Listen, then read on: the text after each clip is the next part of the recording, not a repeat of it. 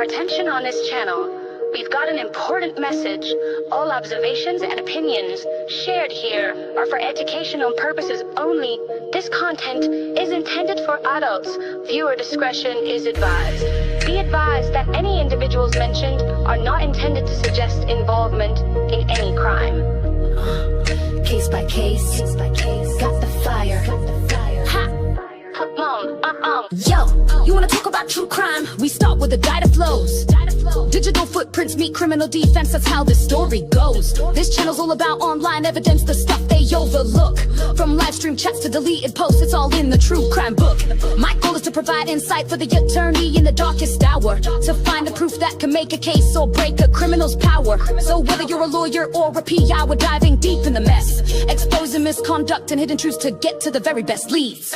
We break it down case by case, on the trail of the facts. We show how digital evidence changes case outcomes, we on their tracks. No rumors, no gossip, just the evidence clear and concise, shining a light on the shadows at any cost or price. What do we do? case by case. What's the motto? We're here for the victims, the ones who were left behind. We're here for the families, giving them peace of mind. We follow the paper trail, the digital footprints and the timelines, connecting the dots, we're reading between the lines. We don't just talk theory, we show you how it works in practice. We're here to help you stay ahead of the curve, to get a new analysis. You think you're in charge, but we're here to find what matters most. We're giving a voice to the voiceless, like a digital ghost. Digital ghost, digital ghost. We break it down case by case, on the trail of the facts. We show how digital evidence changes case outcomes, we on their tracks. No rumors, no gossip, just the evidence clear and concise, shining a light on the shadows at any cost or price. What do we do? Case by case. What's the motto? From digital clues. The mystery, you wanna know the answers? We're dedicated to the chase, from the first look at the scene to the final resting place. We're here to find the answers, to give the victims their due. A true crime channel with a heart and a purpose too. We're here to build up, to expose the truth, and to shine a light on the darkest of deeds with all our might. We're here for the truth, we're here for the facts, and that's it. We don't chase the trends, we just chase the truth and never quit. We let the past speak for itself, we let the facts lay the ground. We're just here to be a voice, a tribute that is sound. Yeah, it's all for the truth. All for the truth. Ha! Come on, come on.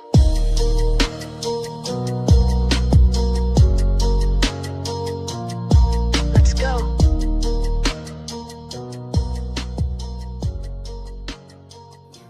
Their thoughts for you, yeah. Won't kiss the ring. Yeah. Ha. Come on. Let's go.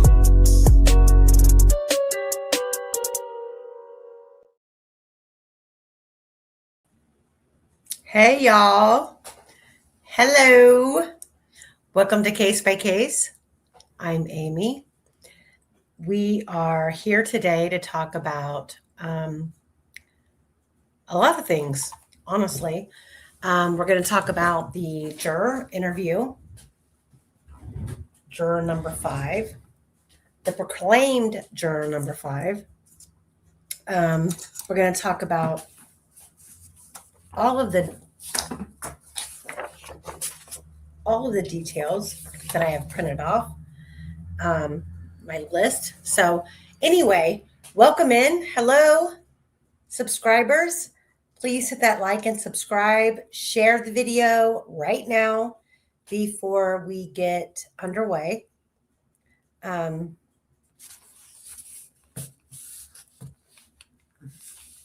may or may not address the 5-alarm bedwetter,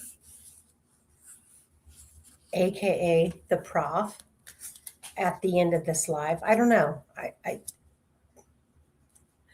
We'll see. We're going to, it depends on how long we're on here. But welcome in, everybody. Hello, hello, hello. It's just me today by myself. I have provided the link to Quester to see if he wanted to come over and just attend. But he's on the other side of the pond, so he's 5 hours ahead of us. So I don't know what he's got going on, but he'll catch up. Tom, yeah. Da, da, da, da, da, da. Tom says, don't waste your valuable energy on that dork. You know what? And that's where, let me just leave it there. So, hello, welcome. This is kind of a vault series special episode. But it's not really a vault series. So some people seem to think the vault is very intimidating. Hey, Big J. Oh, TC Keith. TC. Okay. I hate being on a live by myself. I mean, I can do it.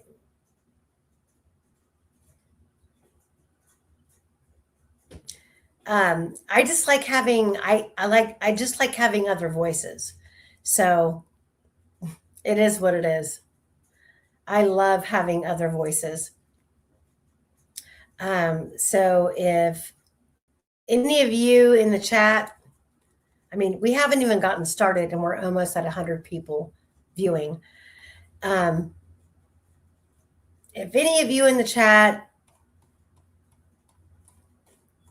want to come up and collaborate with me, I will gladly pass you the link. Oh, Quester is saying he's backstage. Whoa, where is he? Quester, I don't see you.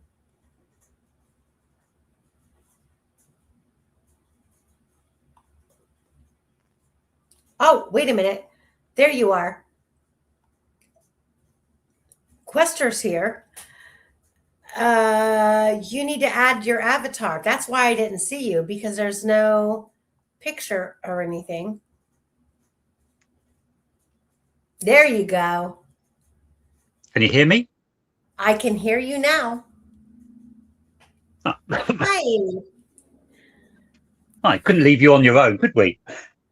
No, thank God. Jeez, oh Pete. Okay, so I kind of sent you all of the stuff I was going to be going over. Do you have a opening statement? Who, me? Yeah, you.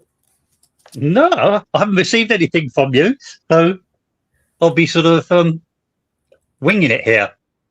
Okay, so we're going to wing it. So the purpose of this live is we're going to talk about the interview that the juror, so-called juror number 5, gave with Frank Meister. And I want to make things very clear that maybe a lot of you don't know. When I outside of Ashley Garth's case, Frank and I were friends, and I to be honest, I still consider him a friend. He may not consider me a friend because we disagree on so much. However, I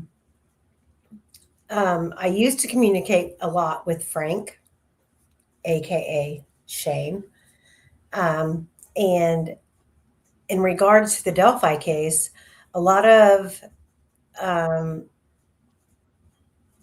his opinions, which he probably won't admit to now, but to me, he specifically told me that he felt that Freemasons were responsible for the murders of Abby and Libby. How he has transversed or gotten to the position that he is in now, I don't understand it. I and when I look at his channel, he's been very quiet for the past 8-9 months. He's not been putting out videos. I don't know why. I don't want to, give him any discredibility, but if you have a juror that's never been spoken, who's never come out to the public before, how does this juror connect with a channel that has not done a lot of lives in the past 8, 9, 10 months? Well, we do know, and I'm sorry, Frank, but the fact of the matter is, we know that you are in cahoots with the Becky Patty family. And I mean, who am I? I'm just calling it like I see it. You've posted pictures attending different events with the Patty family, and you haven't been putting out any kind of social media information, lives, etc., etc. And then we, out of the blue, have a juror, and we're going to get into this juror, but we have a juror who is now willing to give an interview to you. And I want to know how she found you. Regardless, I will bow down and respectfully say, okay, Frank Meister was contacted by a juror on happenstance.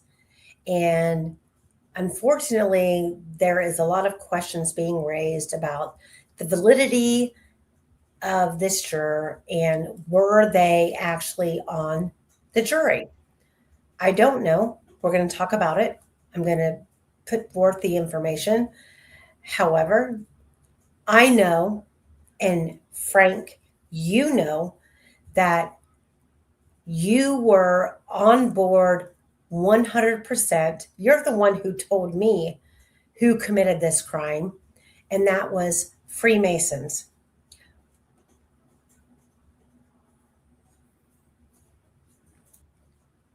And then after Rick Allen was arrested, you fell into one category. I fell into another. So we just simply disagreed. And on top of that, you knew I was reaching out to Ashley Garth to acquire information about the Delphi case. And when I got the information and I reported back to you that, wait, I don't think Ashley is guilty, you really didn't want to engage. I get it.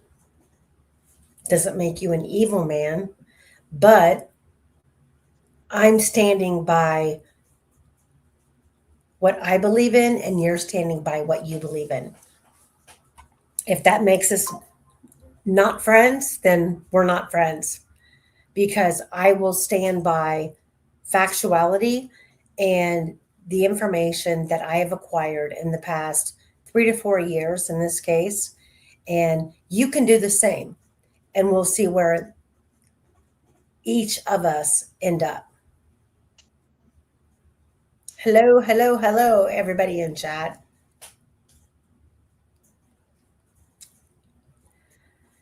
So, Quester, do you have anything that I've sent you some things. Hey, Angel Eyes. I've sent you some things for you to review. And before we dig in, because I am now in the process, I have printed off page after page after page after page. And before I dig into that, Quester, going into you hopping on this link, what do you have to say? Well, I did look at that link you sent me. I got about halfway, I suppose, before I was looking for a cat to kick, so I thought I'd better turn it off. I'm not impressed with the jury, and I'm certainly not impressed with the people in the chat either. So I don't really know what to say about them. So before I dig in, I want to know in the chat. Okay, let me see. Oh, spooky time, girl. Thank you. So before we dig in, can you guys please in chat put a 1 in the chat if you've listened to juror number 5 interview on Frank Meister's channel?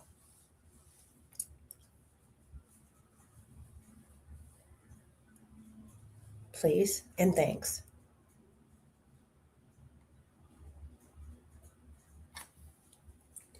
Just because I need to know how deep I need to go into the background of this live and why I'm here. So, oh shit, everybody's saying, no, not yet, not yet. I would never give. Okay.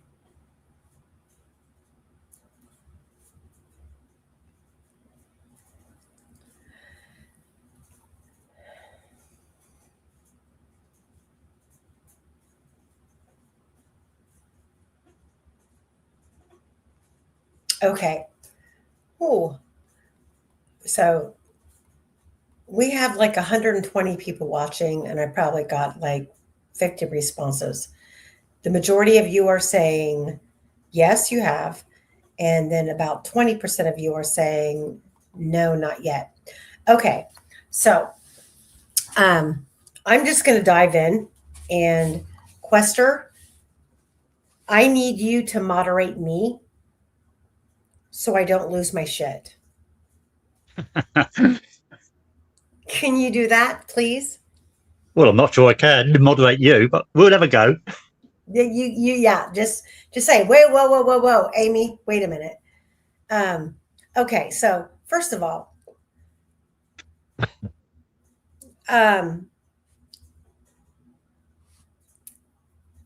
Frank Meister and Kristen behind the crime door or whatever she goes by, interviewed juror number 5. We are going to kick this episode off with, hold on a minute. I should have already had this freaking lined up, because our master librarian and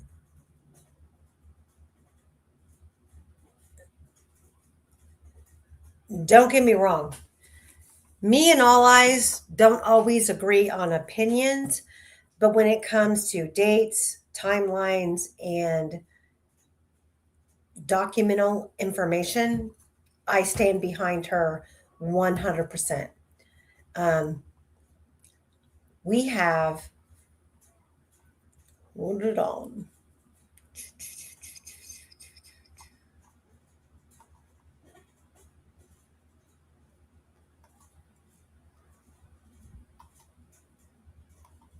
We're going to talk about this.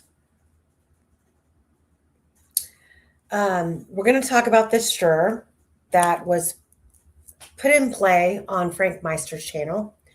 And All Eyes has definitely shot her down. So, claim she was juror number 5. The record says, was Lawyer Lee in the house too? Claim, had no idea what the case summons was for until receiving a thick envelope with approximately 50 questions and a list of names asking if she knew any of them. Number 3, claim. Arrived at the Allen County Courthouse, was given a number, and was in the very first group called in. Number 4, claim. Voir dire questions were pretty simple. Some were scenario-based, yada, yada, yada. Do you know any of the attorneys? Do you know any of the people who may testify in the trial? Yada, yada, yada, yada, yada. Question number 12. And is there anything about this previous experience that would affect your abilities to serve in this matter? Question number 13. Has anyone talked to you about this case? Question number 14. Are you now or have ever been an official or an employee of the state of Indiana? Number 15. Do any of you have any reservations about the rule of law that requires you to presume that the defendant is innocent without trial? We can go on and on and on and on and on with these questions until,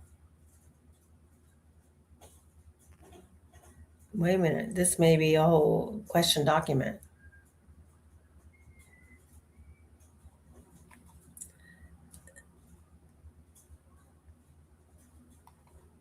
Hold on.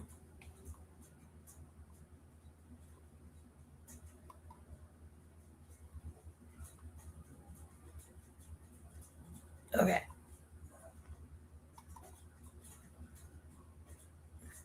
So we have all these questions, and most of the answers were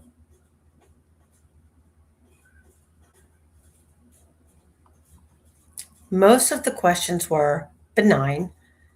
No one was implicating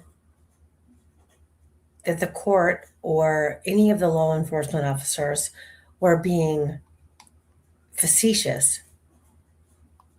But, okay, let's go here.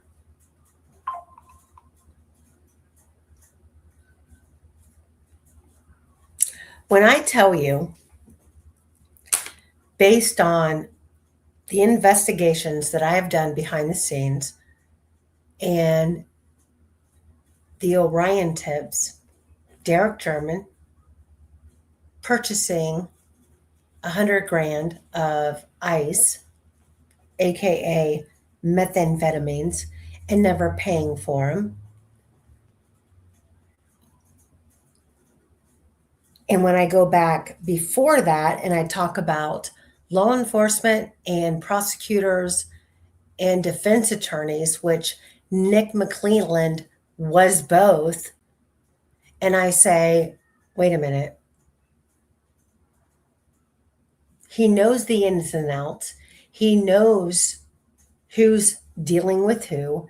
He knows how much money is owed to who. We have Ron Logan in prison claiming weeks before Nick McClelland takes office, Ron Logan claiming when Nick McClelland takes office, he is going to get me out of here. And 16 days after Nick McClelland takes office, lo and behold, Ron Logan is extracted from prison. What the effing F? Now we have Tobias Lesenby. Let's talk about Tobias Lesenby. He earned $79,304 in 2015, according to the public payroll data from the Carroll County. His job was listed as sheriff. That's in 2015. In 2017, Tobias Lesenby's compensation was 148% higher than the average salary at Carroll County. What? 148% higher.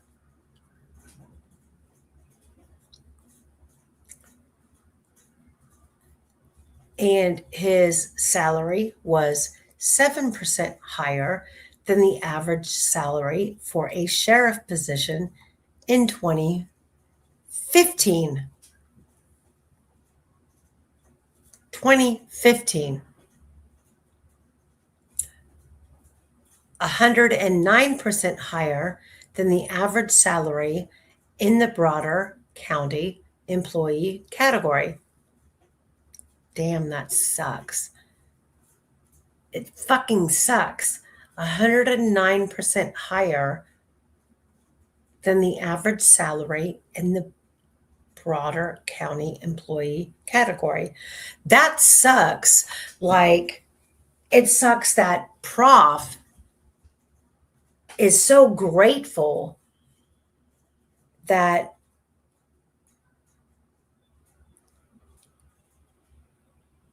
many of Trump's allies who make over $1 million a year isn't paying taxes. So the Prof is kissing ass to all of these people who work under bar, under tax, and here you are, the Prof, begging for money on a GoFundMe to keep your channel alive.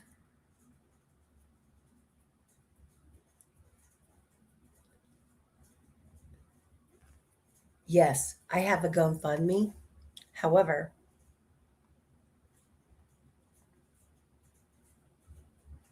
I have a 401k. I have life insurance policies. I have stock investments. I have. You don't have to explain yourself, Amy. We know that you're straight. Yeah. I get it. It just pisses me off. And you know, when you work 40 hours a week and you pay into all of these facets that I pay into, and every single doctor appointment that I have is charging me X amount of money. And I have people questioning me about, why did you have to have this many biopsies done? Or why? I mean, I get it, but it's frustrating. And I like Quester, you know, I like to show my work. And this is my lymph node under my arm.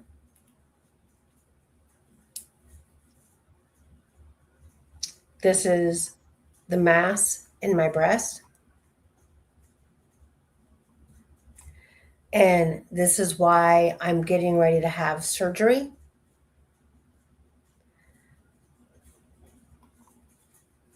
I get very upset with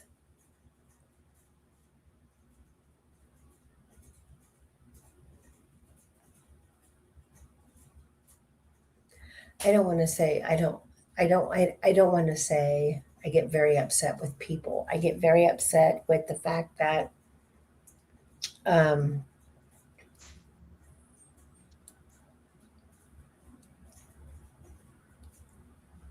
yeah, AKA radar. Amy showed her boob on the tube. I did. And I'm still very scared when it comes to where I'm at with these tests, and with a full hysterectomy, when my doctor is telling me both of your ovaries have to go, despite your age, despite, you know, I mean, what it is, what it is. I mean, it is what it is. and I will get through it. I will work through it like I have been. I just, for people who sit on their fucking ass, aka prof, who doesn't have a job, who doesn't have a 401k, who doesn't have health insurance, you have no idea what it's like to go through something like this, especially as a woman that your medical team is telling you you have issues. And I've made it this far with good results. I mean, that's all I can say. I mean, I have a breast under my arm. I have titanium clips. It is what it is. I still have to have it monitored, the lymph node. The breast is good to go, but the lymph node is not. And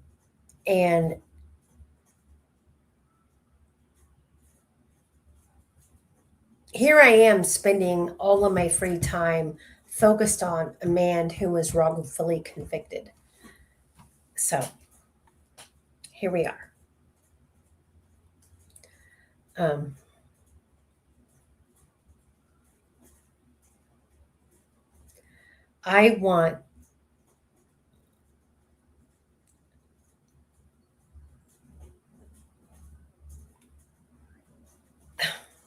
I love you guys in the chat. I really do. I love you guys. But I put a whole presentation together today for the bullshit that was put on Frank Meister's channel. And I really wanted to do quick. So Dr. Walla's testimony exposed guesswork, contradictions, and coerced confessions. First, involuntary injection. Let me say this out loud. The very first involuntary Halidol injection was April 17th. Write that down. Put that in your memory book. Let your juror number 5 know she was fucking wrong. But based on factual records, the very first Haldol injection was April 17th, 2023. The second involuntary injection was May 18th. All of these things are happening right as Rick Allen's mental state is collapsing and the confessions start.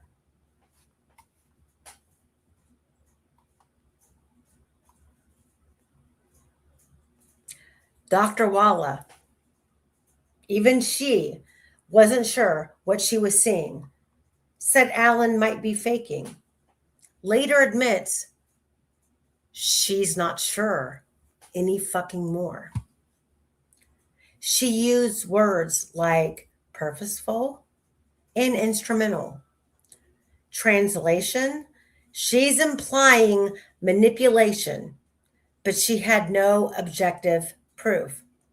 So basically, she's putting herself on a fucking teeter-totter, and wherever she felt more praised, she would lean towards. Dr. Walla was a completely penetrated,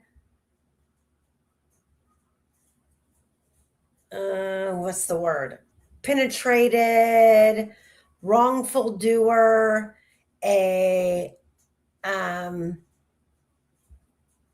liar is what she was. She used words like purposeful and instrumental. Translation, she's implying manipulation, but she had no objective proof.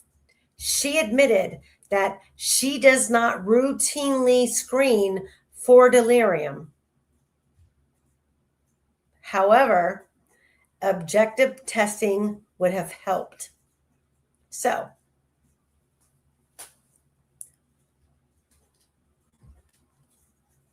I'm going to apply a whole lot of fucking things here, but I'm not going to further investigate any of them, but I'm going to expect you to believe me.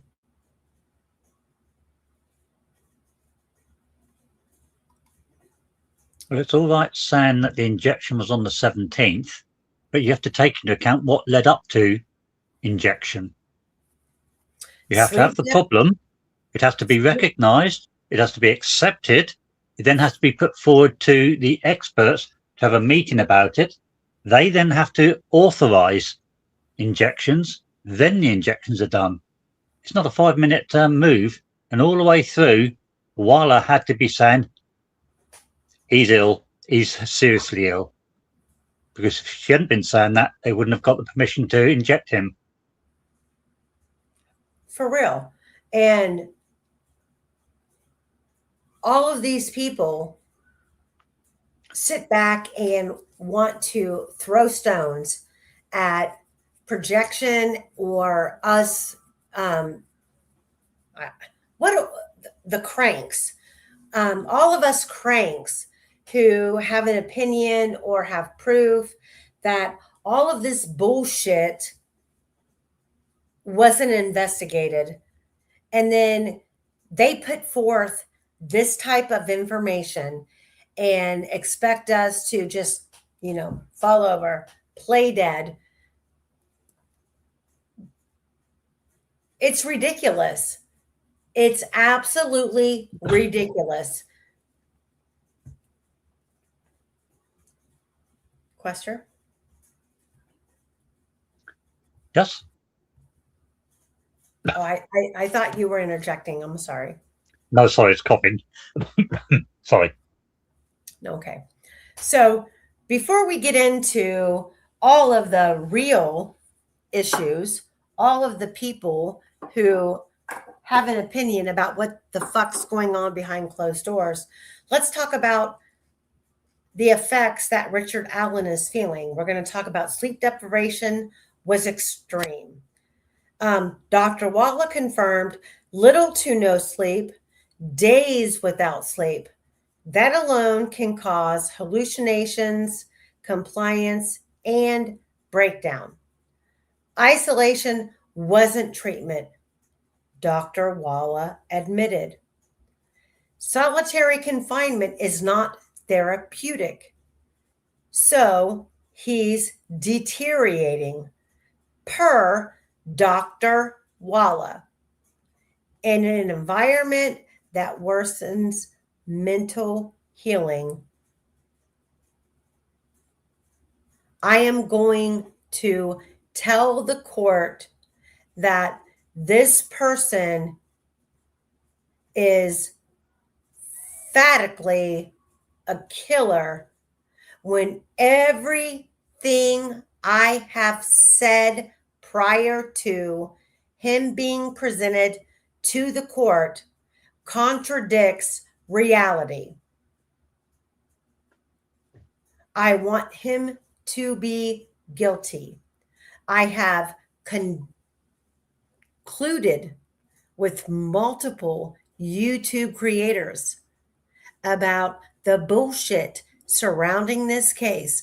I have discussed a white van and a perpetrator driving the white van at a specific time. And I'm going to privately, because we know that Dr. Walla is not about her shit. She's going to sit in her office and go through her written notes and distinguish what's reality and what doesn't make her client look guilty, or what doesn't make her a superhero amongst the YouTube channels that she so frequents. But I am going to throw Rick Allen under the fucking bus because I have inside, because I, Dr. Walla, have inside information about a fucking white van that's been reported clear back to 2017. And I'm going to drop truth bombs in my private interviews with Rick Allen in isolation and imprisonment. And he's a pre-trial detainee. And he's relying on me to provide him help so I can manipulate his personal feelings, his personal outreach of, please, God, fucking help me. I was plucked out of society and was brought here. Fuck you, says Dr. Walla. Fuck you. I am going to interview you, and I'm going to take down notes after I suggest to you what you should be saying. And when you're telling me that you have no idea, I'm telling you that so-and-so and so-and-so and so-and-so told me that this is how it went down. And if you don't agree with me, dude, Well, there's also I'll fucking inject you some more to get you to come over to the dark side and admit that, oh yeah, there was a white van and it drove past and it scared the shit out of me. Okay. You're guilty. You remember a couple of lives back we were discussing Waller, and I pointed about the isolation laws. If you recall, even the United States prison rules are you can only keep them in isolation for 15 days unless they are seriously mentally ill. Okay? Mm-hmm. How long was Richard Allen in solitary before the first Haldol injection? Hold on. Let me back it up. So he was in April. So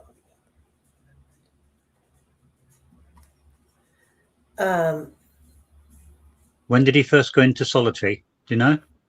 I know he was injected on April 17th. I know it's a long time before April. No, he was injected on April 17th, 2020. Yeah, but when did he go into? When was he put into solitary? He was arrested in October. He went into solitary confinement in November. Right. February, so in November, by their own rules, they only had 15 days. 5.5 months. Juror number 5 can fucking kiss ass. She can kick rocks because she said that he wasn't injected until what, June or July? Bullshit. Sorry, Questra, go ahead. So in November, he went into solitary. Their rules say they may only keep him in there 15 days unless he has a serious mental condition. So when the 15th day came up, they had to release him from it or declare him seriously mentally ill. Their own rules. They did neither. They waited another 4 months, at which time they broke the law, international law of torture. They did. International law, US law, their own penitentiary rules, they broke. They did. Yeah. So giving him an injection in April, they'd had 4 and a bit months to cause that problem. Mm-hmm. And then we have this bitch right here. Yeah, Dr. Walla, I hope you're watching, and I'm going to call you flat out up front a fucking bitch, because you know damn well the games that you played behind the scenes. You were trying to save your job. You were trying to make a name for yourself. Period, point blank. You took an innocent man's life and threw it to the wolves. Dr. Wallace's testimony exposed guesswork, contradictions, and coerced confessions. The first involuntary conjunction. Let me say that again. The very first involuntary injection was April 17th, 2023. The second injection, involuntary, was May 18th, 2023. This is happening right as Rick Allen's mental state is collapsing and the confessions start. I'm about to go on a fucking tirade. Just listen. Even she, Dr. Walla, wasn't sure what she was seeing. She said, Allen might be faking. Later admits she's not sure anymore. Then she says she used words like purposeful and instrumental. Translation, she's implying manipulation, but she had no objective proof. She admitted she does not, N-O-T capitalized, she does not routinely screen for delirium. Her objective is objective testing would have helped. Fuck all of you all. I'm not going to do it, even though it might have helped. There was sleep deprivation, and it was extreme. She confirmed little to no sleep, days without sleep. That alone can cause confusion, hallucinations, compliance, and breakdown. Do I need to read that again? Little to no sleep, days without sleep. That alone can cause confusion, hallucinations, and compliance and breakdown. Then she goes on to say, isolation wasn't treatment. Really? Because you signed off on all the fucking isolation hours that Rick Allen spent in solitary confinement. Oops, did I just say that? No, we're just going to keep going. Isolation wasn't treatment. She admitted solitary confinement is not therapeutic. So he's deteriorating in an environment that worsens mental health. No fucking way. No fucking way. This is a joke. It's all a joke. Right? Well, also, Right. if one reads up on Haldol, you can see the main common side effect, sedation and sleeplessness, and if a major effect on memory. It'll alter how the memories are formed, how you recall them. It influences your perception, the whole lot. So the moment he had Haldol, anything goes.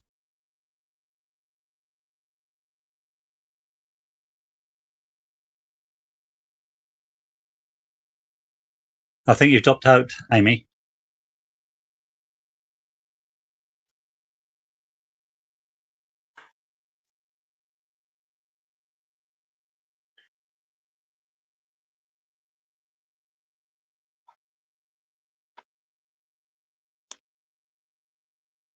I'll carry on more while she's coming back in.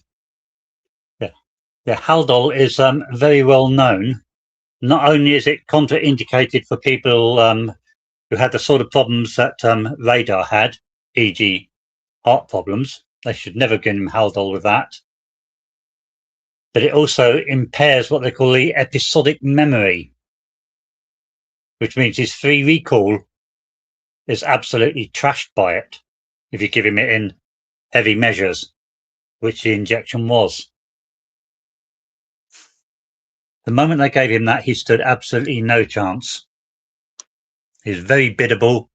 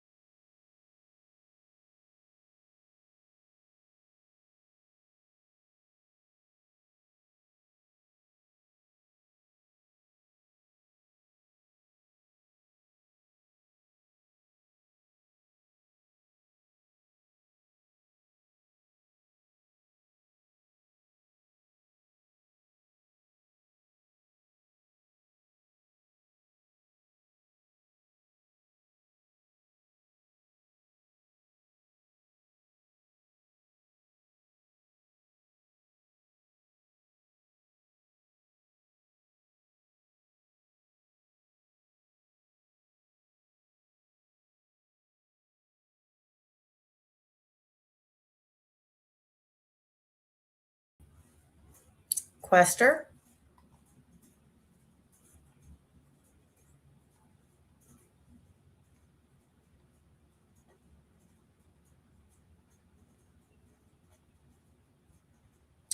What is going on? Can you guys not hear me?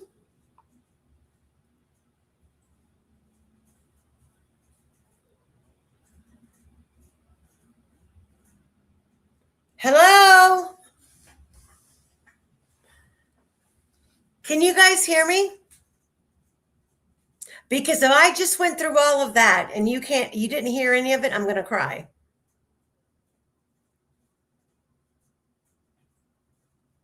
Oh, fuck.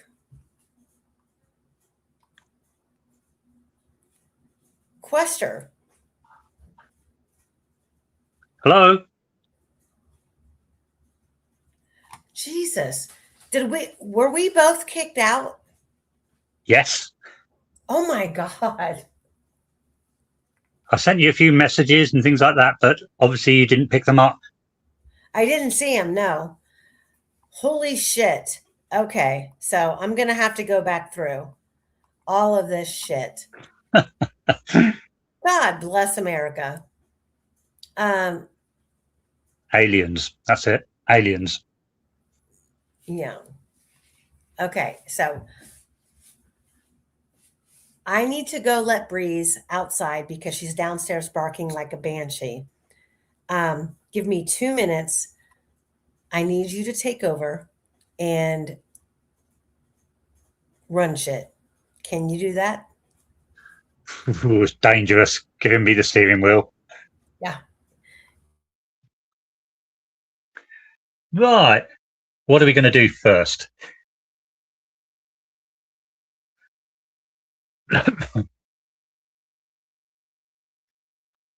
What we got in there? What type of aliens, Quester? Well, we all know what type of aliens. Green ones. Oh, I don't know. I'm afraid I've got no chicken video, so you've had it on that. What were we talking about? Oh yeah, Dr. Weiler, that woman. Why was Weiler fired? Oh, I think we all know that. They'd used her, didn't have any use for her. Bye bye. You don't keep around people who know something on you, do you?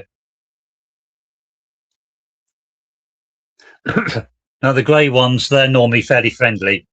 See, I've read up about this.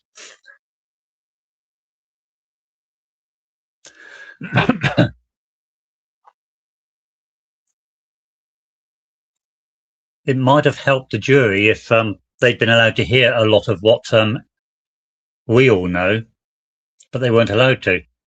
So while I had a clear run, she could say what she liked, nothing could stop her.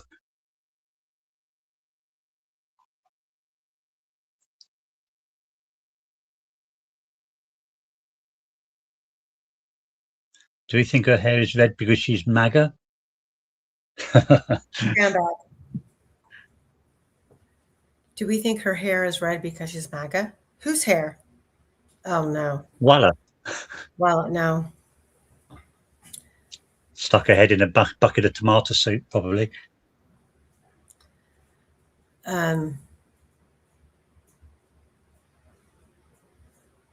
Yeah, well, yeah. The main reason that she was fired was because she was caught digging into other DOJ inmates' files. That's fine.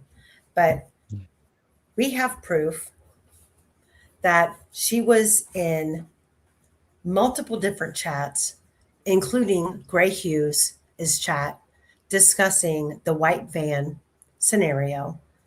And then years later, that's used as a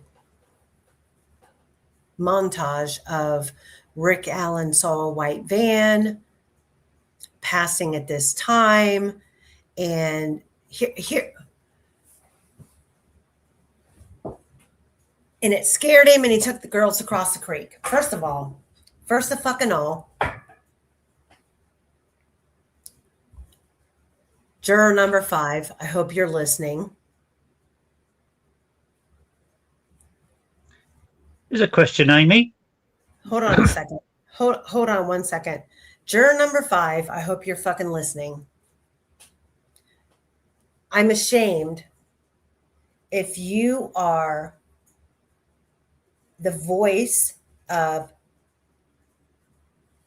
a 12-person juror system who has come forward and explained why you had a guilty verdict. And many of the reasons that you found Rick Allen guilty were false. And I don't mean your opinion is false. I don't mean your emotional state was false. But when you're trying or attempting to lay down the facts, prime example, when Rick Allen was injected with Haldol, your date is wrong. RONG, fucking wrong. Your opinion about the confessions does not include all of the things that should have been brought into consideration with an inmate prior to going into isolation. You ignored all of those reasons. Being plucked out of society and being thrown into solitary confinement when you are an individual who already is considered on the fringe of being, what's the word? Rick Allen was on the fringe of desperation.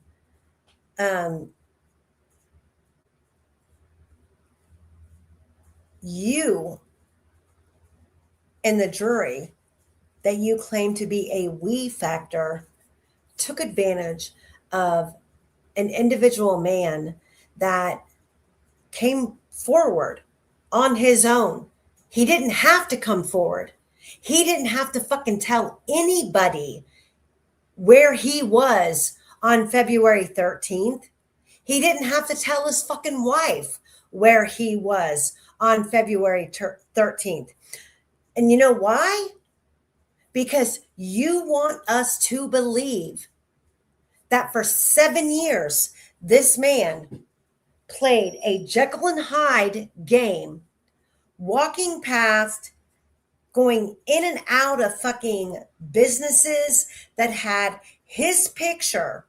If you believe what the state's narrative says, his picture, BG, Rick Allen, plastered all over Kingdom Come in the small city of Delphi. If this man was capable of swallowing the truth, keeping his head down and his mouth shut for years, knowing that, look, I'm over here. I'm posted over here. Look at this fucking dude behind me in JC's bar where I play pool 2 and 3 times a week. If this man was capable of downplaying him being the murderer in this case, guess what? He would have never told his fucking wife where he was on February 13th. Period. Point blank. Nor was it his responsibility on February 17th after handing over his fucking phone to dumbass Doolin, saying, I was there on the trail. Here's my phone. Yeah, here's everything on my phone. Take my EMI number. Take the battery out. Copy it down. Do you think Rick Allen knew in 2017 what Dan Doolin's capability was when it came to providing him the information on his phone? Not sure he did. But in 2022 and in 2023, I am going to provide you the most mass amount of fucking digital forensics, downloadable Google searches, a insurmountable or incountable amount of cell phones. My bad. The phone that I handed to Dan Doolin in 2017, the phone that he took the battery out of in 2017, wrote down the EMI number, gave him complicit access to that little tiny black motherfucker. I'm sorry, somewhere along the lines in the past 5 to 7 years, I didn't keep track of that fucking phone. In fact, my wife thinks that's the phone that I ran over with my lawnmower when I was cutting the grass. God fucking forbid. So here we are. And we are down to all of these accusations, all of these intricate people in this fucking case, including Dr. Walla, who was playing the card game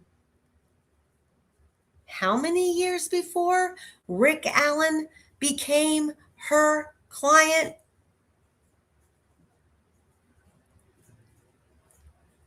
That's a fucking problem. It's all a fucking problem.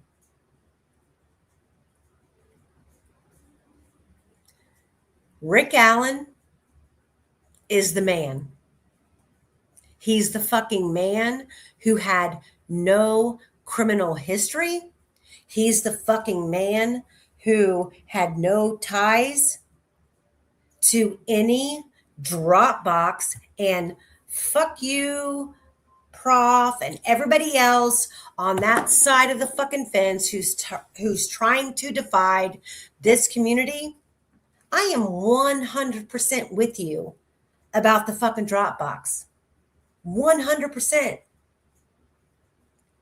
However, because I've been there, done that, I'm here to tell you, because there is child exploitation in that Dropbox, you will never, ever get access to it. That doesn't make it any less incriminating.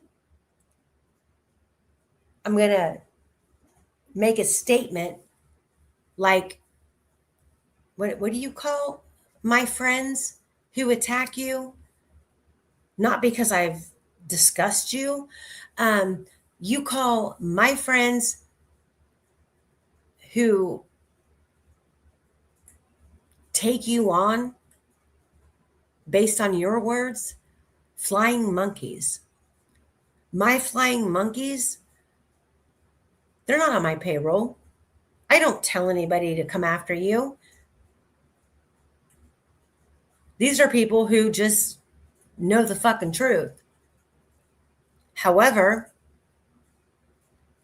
I'm telling you right now that as much as I believe that the Dropbox holds all the fucking cards, I'm not going to bank any posterity in the information in the Dropbox ever being made public. There's child exploitation. Period. So you can call us all players of the Dropbox and you can make all these allegations, blah, blah, blah, blah. First of all, I guarantee you, I'm the one who fucking called out the Dropbox way before you. And I'm also telling you, you're wasting your fucking time. And I'm still, you got this whole fucking Dropbox exploitation and everybody's key players in the fucking Dropbox. Wait a minute.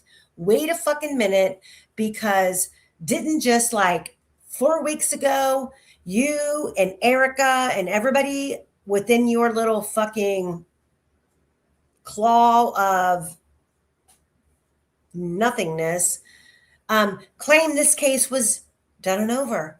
It was solved because you talked to Reese Davis. Erica talked to Reese Davis. Now, let me remind you of one thing. I had Reese Davis on my channel over 1.5 years ago. I do not give zero fucks who Reese Davis talks to, other than the fact that I was trying to explain to him, you don't want to go here, there, and everywhere and change your story. That's going to be a problem. Who am I? Nobody. However,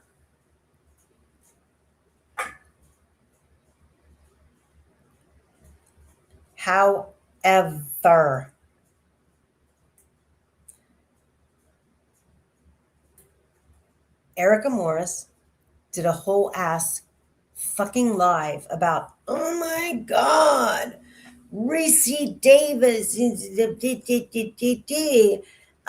we're going to file a whole ass case, a RICO case, and oh my God, you guys should hear this. Okay, well, number one,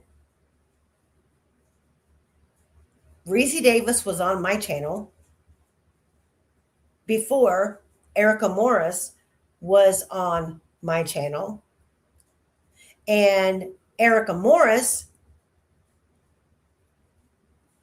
claimed Michael Osbrook made me spend 100 and X amount of hours working on the motion to correct error.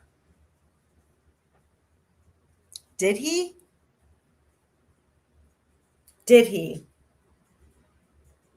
Because in the motion to correct error, one of the major arguments raised was the Reese Davis letters that were sent in 2017 and the Reese Davis letters that were being sent during the fucking trial. So Erica and Prof and all of you stupid ass lying fucking cult followers who think we're all stupid, riddle me this. If you wrote the motion to fucking correct error,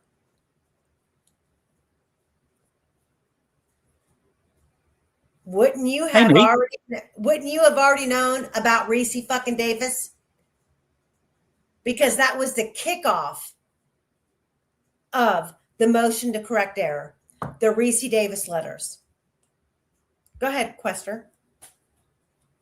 You're probably going to slap me for this, but come closer. Take a couple of seconds, have a cup of coffee, and just chill a little bit. You're getting yourself worked up. I am getting worked up. Okay, yep. Yeah. What you're saying is right, but don't get yourself too worked up. Otherwise, they're winning. I love you.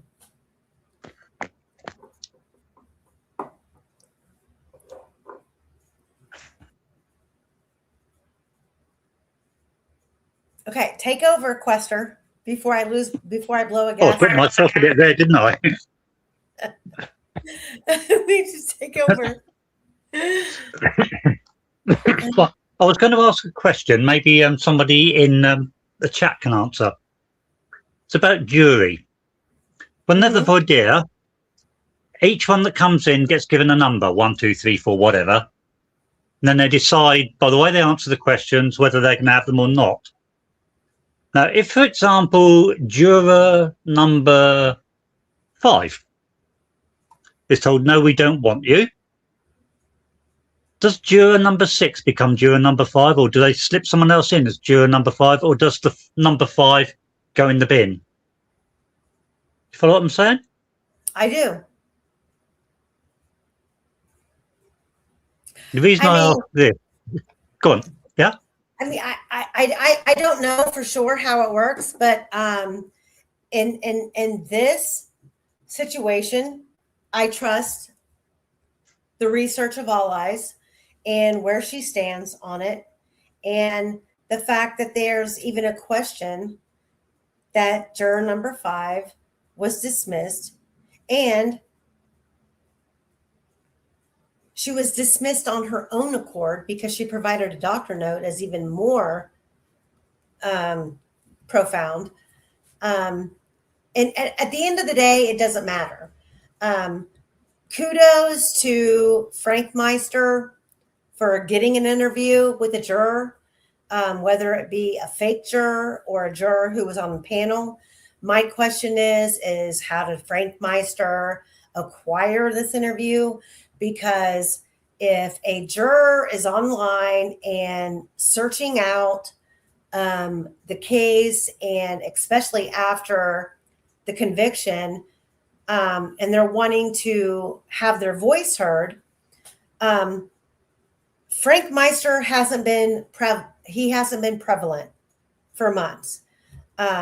So my interpretation of the situation is that I know that after Rick Allen was convicted, Frank Meister ran right over to the Patties and was, he was photographed and, peace sign and heart and all that bullshit, that he was, on the ends with the Patties. And good for you, Frank. You can support that phenomenon. You can be that person who thinks that they're innocent victims, and maybe they are. But I'm going to tell everyone right now that, again, Frank and I were friends when all of this went down, prior to Rick Allen being arrested, and in the midst of me beginning to communicate with Ashley Garth. Frank Meister's position on this whole entire case was that these murders were committed by Freemasons. So take that for what it's worth.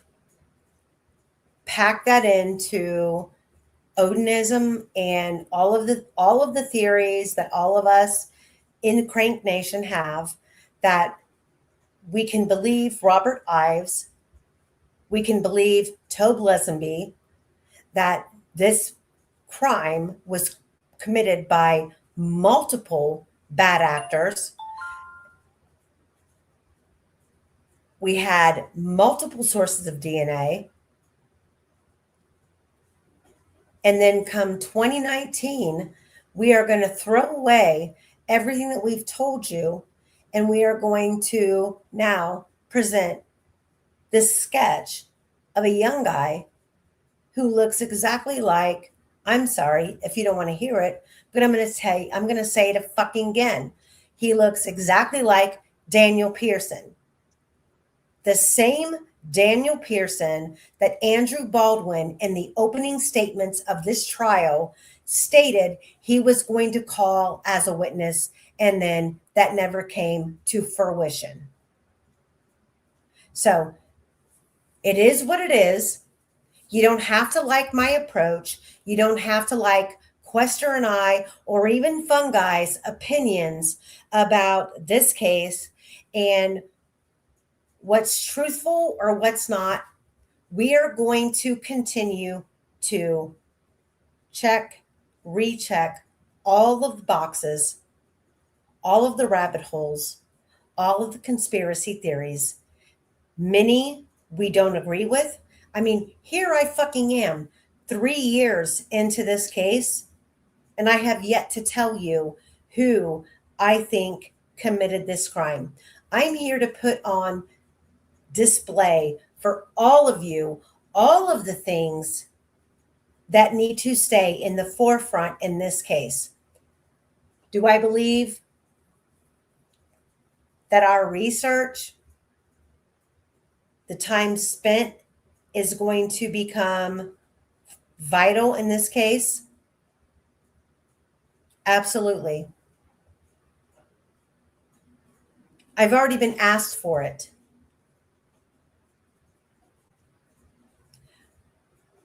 We are already working on, so we have 42 episodes of The Vault. That is directed commentary, directed rehashing of research and the evidence that's available. On top of that, we have multiple episodes that we didn't calculate into The Vault. They were special editions, special episodes, etc., etc.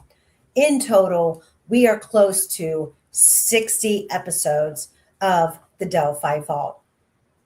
And if our naysayers choose to believe that nothing that we've done is going to be relevant in a post-conviction relief case, I've got news for you. Is what we're working on right now going to be relevant in the direct appeal? Hell no. None of our information is. That's going to be based on the record and the four corners of every document submitted in this case. However, some people think that we're spinning our wheels, and maybe we are.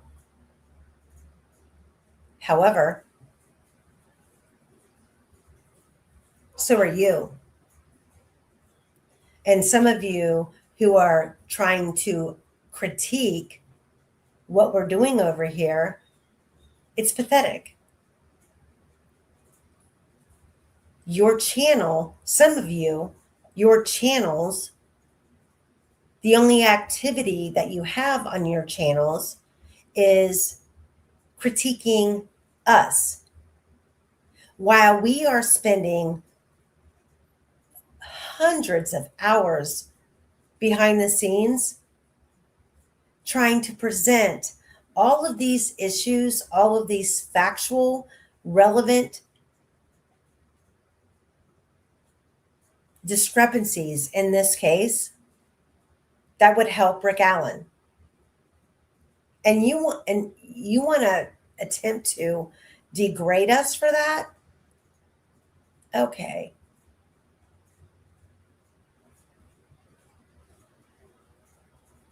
I mean, I have a lot more to say about that, but I'm telling you right now that every single episode that we've done here on the Vault, we have documented, we have PowerPoint presentations, and when I'm called upon to put it all together, when I'm called upon, Quester and I, even Fungi, are called upon to put it in chronological order,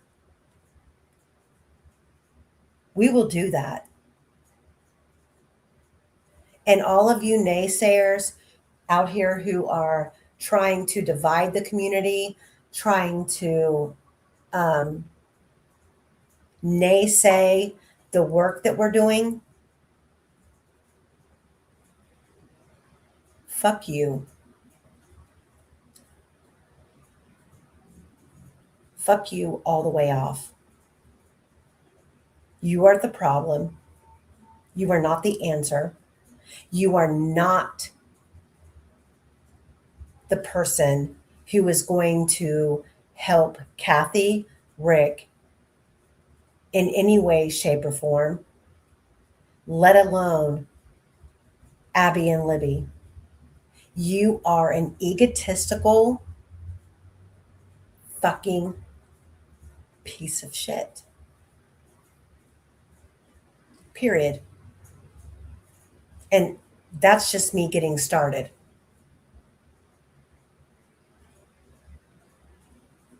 Go ahead, Quester.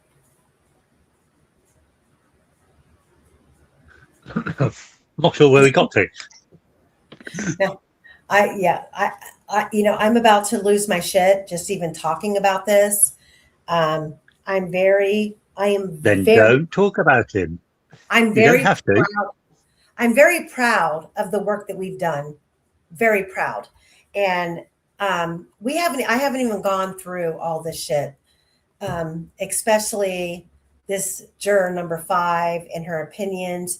God love her. I can't condone her opinions when she was only given a quarter of the evidence in this case.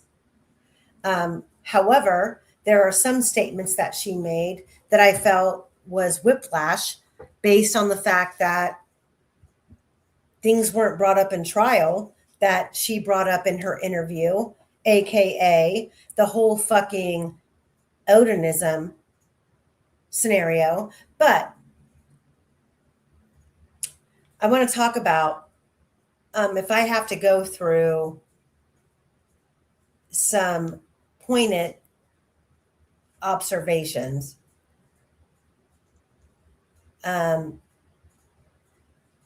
Let's talk about all of her inconsistencies where she wasn't sure what she was saying. She said Alan might be faking and then later admitted she's not sure anymore. Dr. Walla also said she used words like purposeful and instrumental, and the translation, she's implying manipulation, but she had no objective proof. She admitted she does not routinely screen for delirium. The objective testing would have helped. Fuck Rick Allen. I'm not going to go all out, but I'm not going to go all out, but I'm going to go all out at home and hop on every goddamn fucking YouTuber's creator's fucking channel and discuss the case. And then on the way to work and on the way home from work, I am going to stop and visit the Monon High Bridge and view the fucking crime scene. But I'm not going to go all out and routinely screen for delirium or offer objective testing that would have helped to explain purposeful or instrumental manipulation. Fuck you guys. We're not going to talk about the sleep deprivation and how extreme it was. Even Dr. Walla admitted that little to no sleep, days without sleep, that alone can cause confusion, hallucinations, compliance, and a fucking mental breakdown. Isolation technically wasn't a treatment, Dr. Walla admitted. Dr. Walla also admitted that solitary confinement is not therapeutic. So he's deteriorating in an environment that worsens one's mental health. Wasn't that the plan? Wasn't that the fucking goal? Was to deteriorate his mental state? Her notes, Dr. Walla's notes, were not clear or fully preserved. How convenient. Let's not put them in the same fucking burning basket as Dan Doolin. She only took handwritten notes that were typed later. God forbid the defense says later she destroyed her original notes. Doesn't that sound fucking familiar? This was a common theme in this whole investigation. Dr. Walla replied and relied on the prison guard's logs. Some of her notes came from suicide companions and officer logs. Hello? That is not independent clinical observations. Or is it? Well, let's see. Dr. Walla blamed the guilt, but admitted multiple possibilities. She broke down that it could be guilt, discovery of the evidence, stress, sleep deprivation, or feigning. Is that a conclusion? Or is it a list of guesses? Then add in being watched. Destroys any sense of privacy. For a pre-trial detainee, you're presumed innocent. You should have basic dignity. No? Or should you have to go potty in front of people? Real people extracted from society, thrown into this type of a situation, it's going to be a mental fucking breakdown for sure. Instead, you are constantly watched, even during vulnerable moments like having to go potty. That alone increases stress and mental decline. Okay, here we go.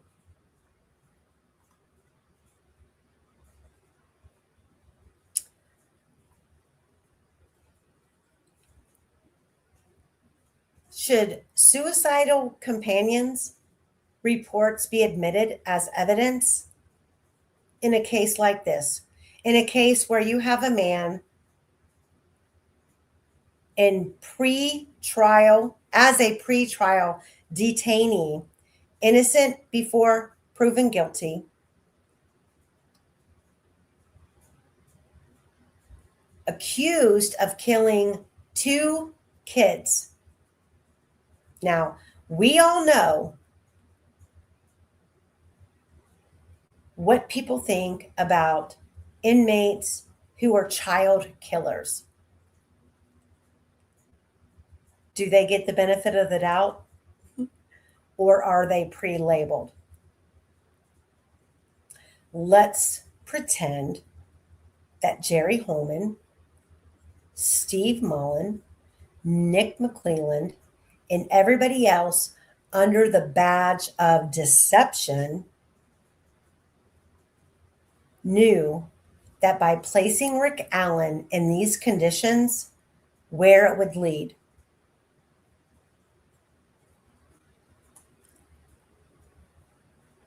And I have some things to add that's not on this presentation. Suicide companions, they do have a massive incentive to lie or exaggerate. Trust and believe that. Companions often get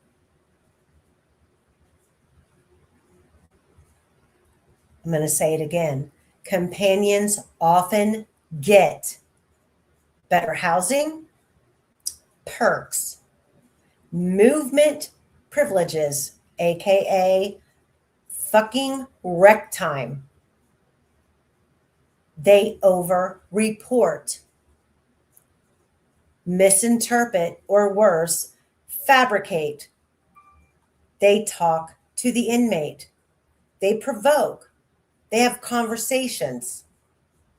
They suggest things. Bottom line, they benefit from reporting activity. Now, this is slide 1 on these bulletin points. Go back over a year ago. I'm not digging it up. I don't need to dig it up. I have already forwarded it to who it needed to be forwarded to. But I am telling you, I have 2 witnesses who, one was a family member of an inmate who was a suicide companion watching Rick Allen. And what do you think they were publicly posting that I screenshotted, communicated with her about? Her family member that was a suicide companion who was assigned to overlook Rick Allen's care was threatened, coerced, and expected to antagonize, tease, fuck with,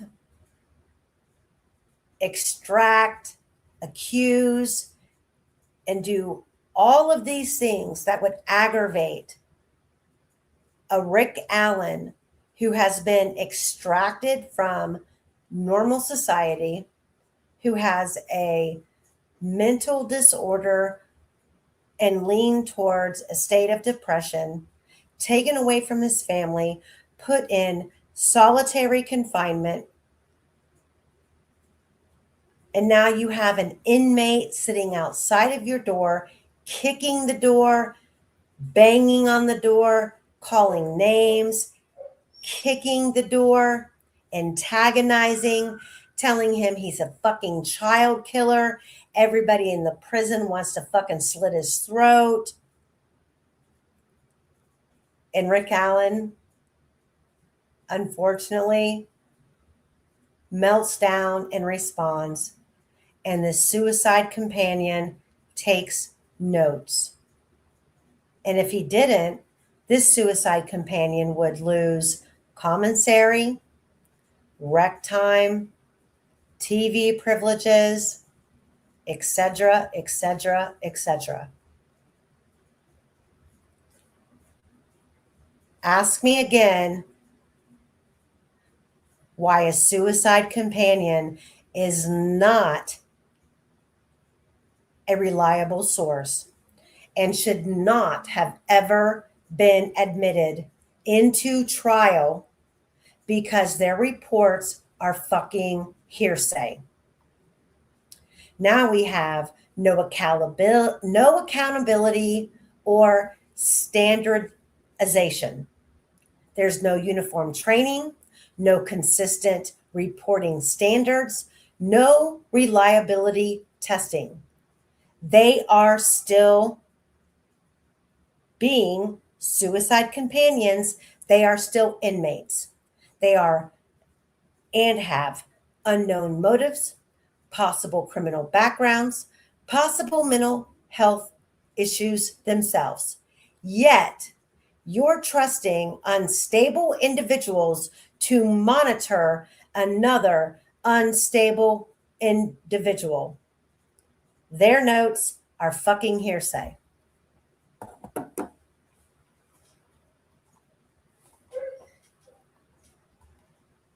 Now,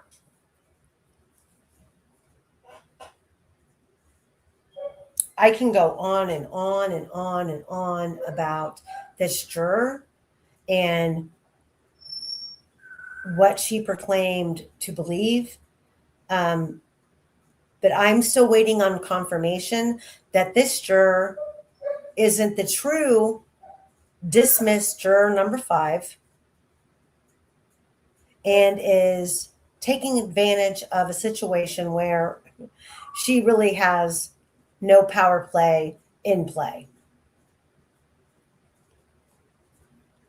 And if she is a juror, I would love to invite her on to my channel to answer some hard questions. That goes for any juror. I will be respectful. I have always been respectful. Hard questions should not come across as being disrespectful. The truth should hold fast under any scrutiny, period.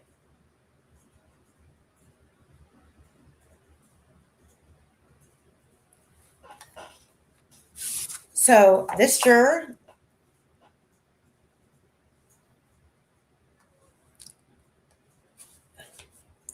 good Lord, I have a whole fucking stack of paper here. This juror relied on 60 plus confessions.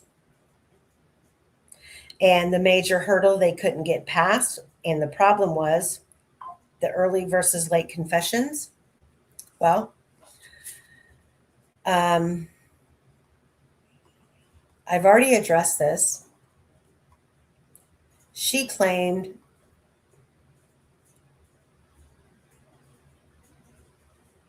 that the involuntary Haldol didn't take place until what, June or July? That was wrong. As a juror, that right there tells me that everybody took inaccurate notes, because the very first involuntary injection was April 17th. Not long after Rick had been arrested. The second injection was May 18th of 2023. All of this is taking place during Rick Allen's mental state is collapsing.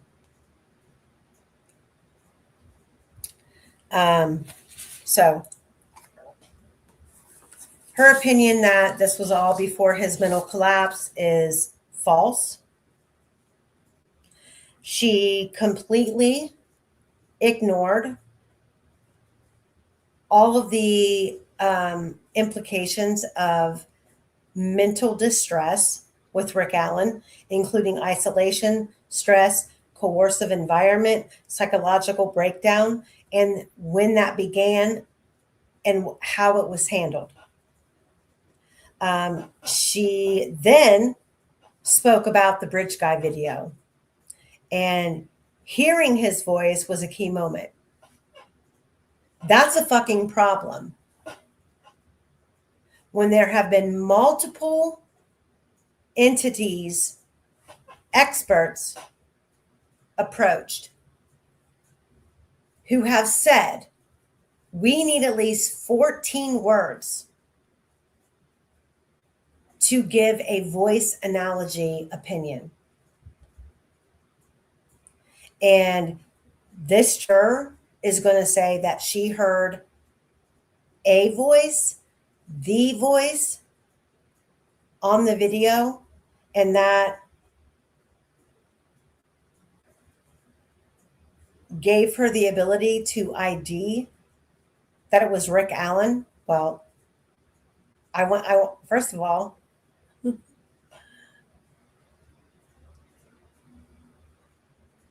when ISP at one of their press conferences claims that don't believe that the voice that you hear that says guys and down the hill are the same, ISP even then didn't know their ass from a hole in the ground. Number one.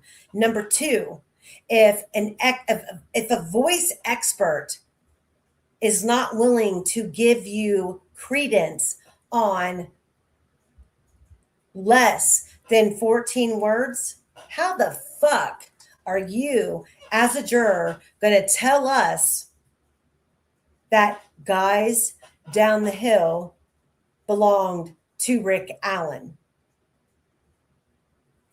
When I dare say that they based it on Officer Numbnuts telling them it was. mm-hmm. The jury should have shut that down straight away. No, but The you know judge what? should have. Yeah. They No? were holding the wrong fucking hand. They weren't there to be open-minded. They weren't there to listen to the evidence. And unfortunately, I mean, God fucking forbid, the truth be told, the defense 50% had their hands tied behind their back. However, the other 50% of the evidence in this case could have been burnt to the fucking ground, starting with Daniel Pearson, the timeline, Betsy Blair, everybody that was on the trails that day, the fucking Hoosier Harvest Store camera video, lack of video when the state only provides us with a fucking screenshot that's way depixelated. And then we find out later that there's 4 fucking cameras on that building. And the state tells the defense, well, we know we've decided that this is what time the video shows. And the defense just fucking caves. The state spent how many fucking hours trying to convince the jury how Rick Allen drove to the fucking trails, but spent 0 time showing us how he left the fucking trails. The best argument that Baldwin made in this trial, to me, was his cross-examination of Sarah Kalbar and Muddy Bloody. How many times did you see Muddy Bloody or Muddy, and then he became Muddy and Bloody, and then by the third interview, he became Muddy and Bloody times 50. That was the best cross-examination. This whole fucking thing was a debacle. And I'm sorry for everybody out there who believes that, and I believe that Andrew Baldwin and Brad Rosie had Rick's best interests at heart. I think they put their eggs in the wrong fucking basket. And they waited for something to hatch for too long. Period. They waited for something to hatch for too long. You put me, God damn it. You put me in front of a jury.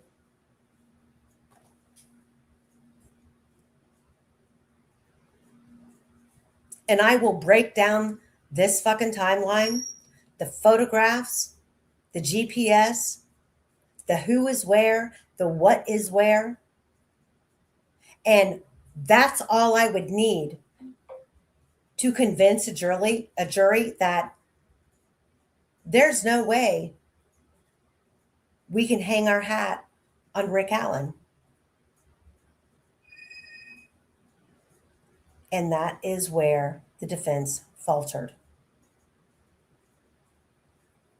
So we're going to go back to the Bridge Guy video. There was no forensic voice ID. We know that.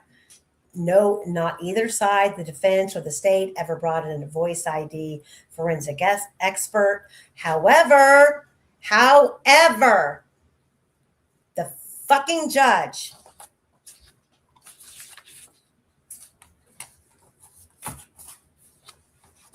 Cruella de Vil, her fucking self, did what? She allowed law enforcement to take the stand and tell the jury prior to, and you know, and all of you guilters can go, oh, so what? So what? You know, so what? Well, so what this?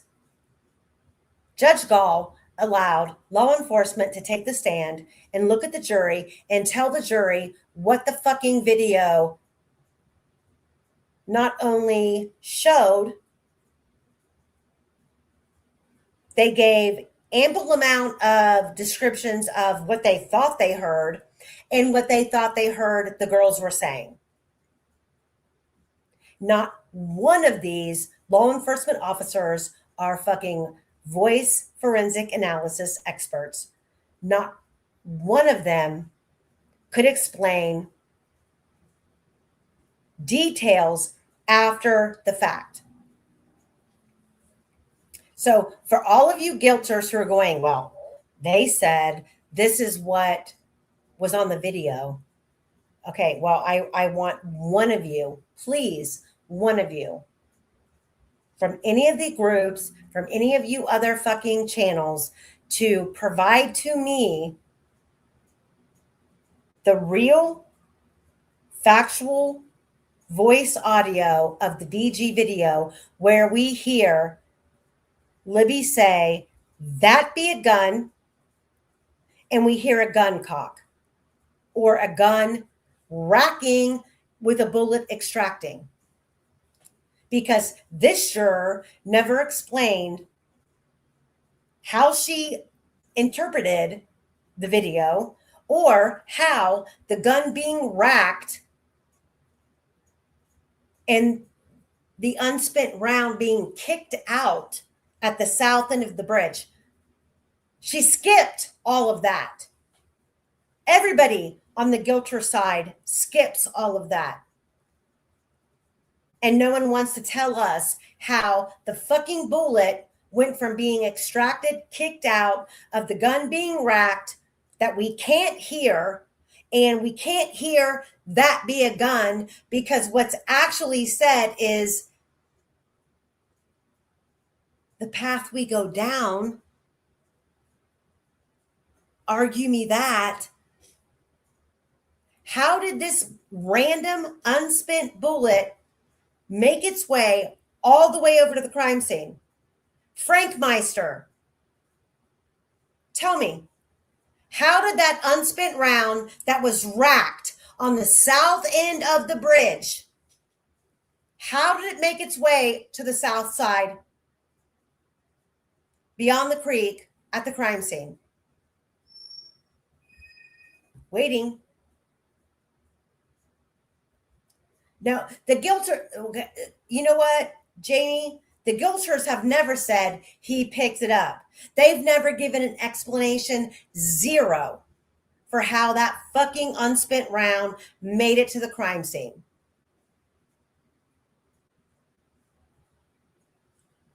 Then, okay, don't, oh my God, let me keep going before.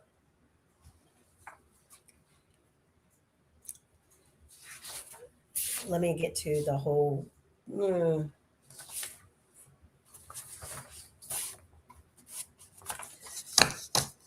When it comes to the bullet,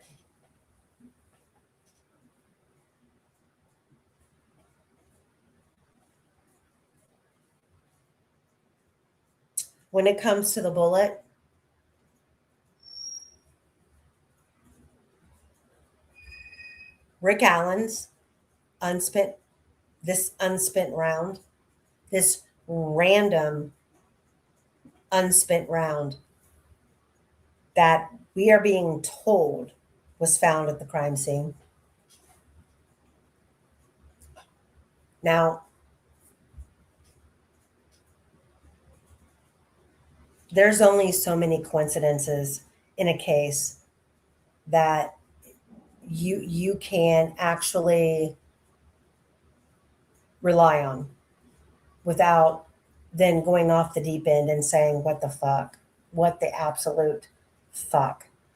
One of them being you have Barbara McDonald on Court TV after the Odin report came out and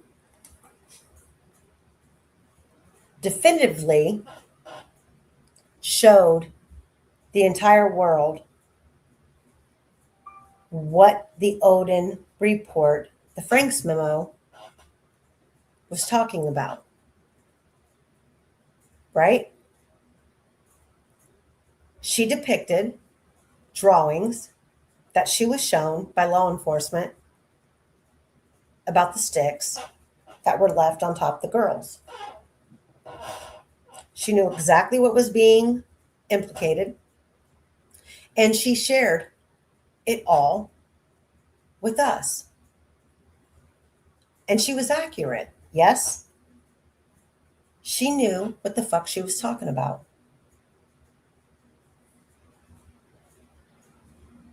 So, can we credit her or discredit her?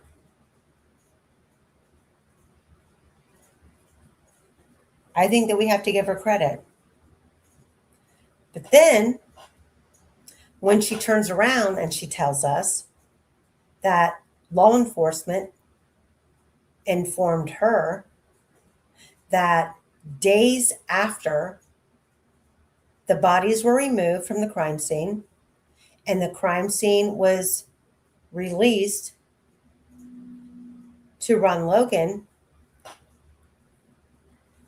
for whatever reason, law enforcement went back and discovered the bullet, this unspent round at the crime scene. Is she a liar now?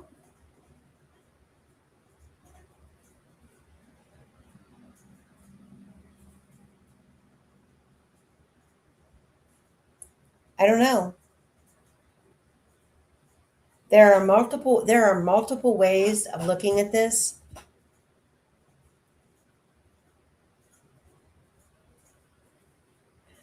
Again, the truth should not collapse under scrutiny. And you can get mad at me all day long for attacking this case, entertaining every theory from homegrown theories to left-wing to right-wing theories. I'm going to entertain it all. I've said that before.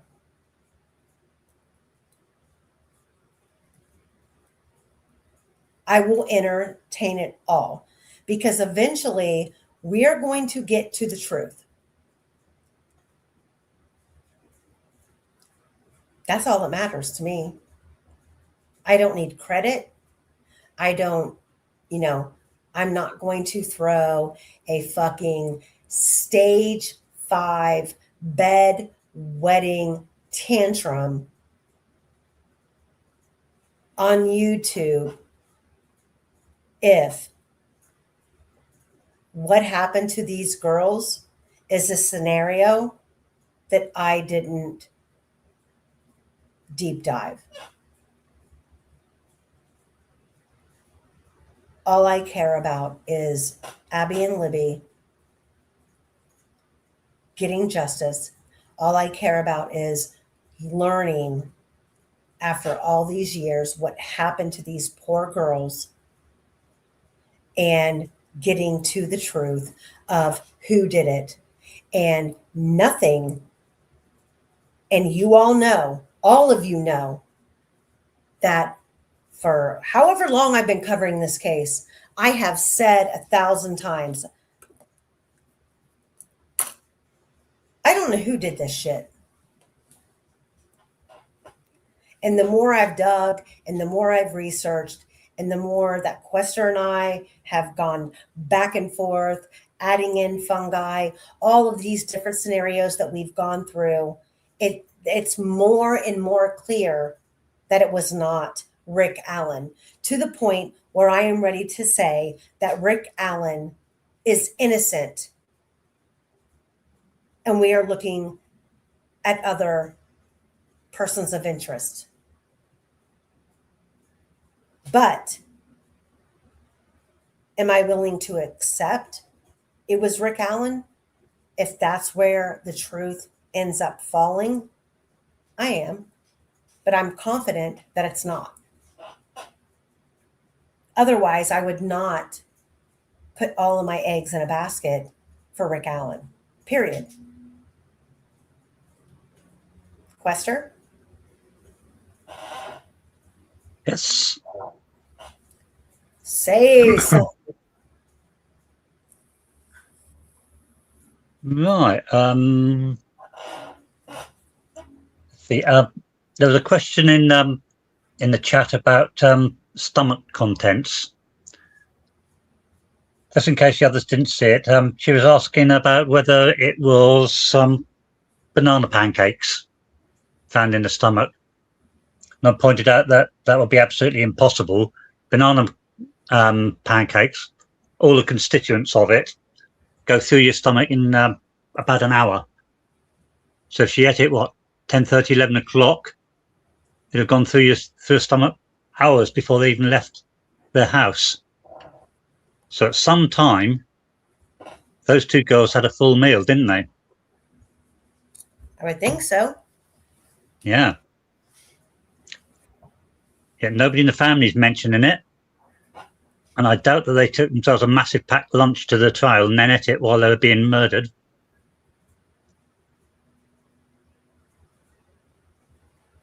I think the whole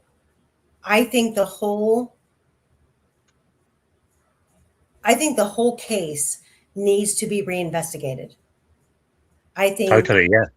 Everyone in the family needs to be reinvestigated, and for certain people who are commenting here and there in my chat, in other chats, that says, well, there's no DNA. I call bullshit, and there is DNA, and there's, we have unidentified female hair at the crime scene.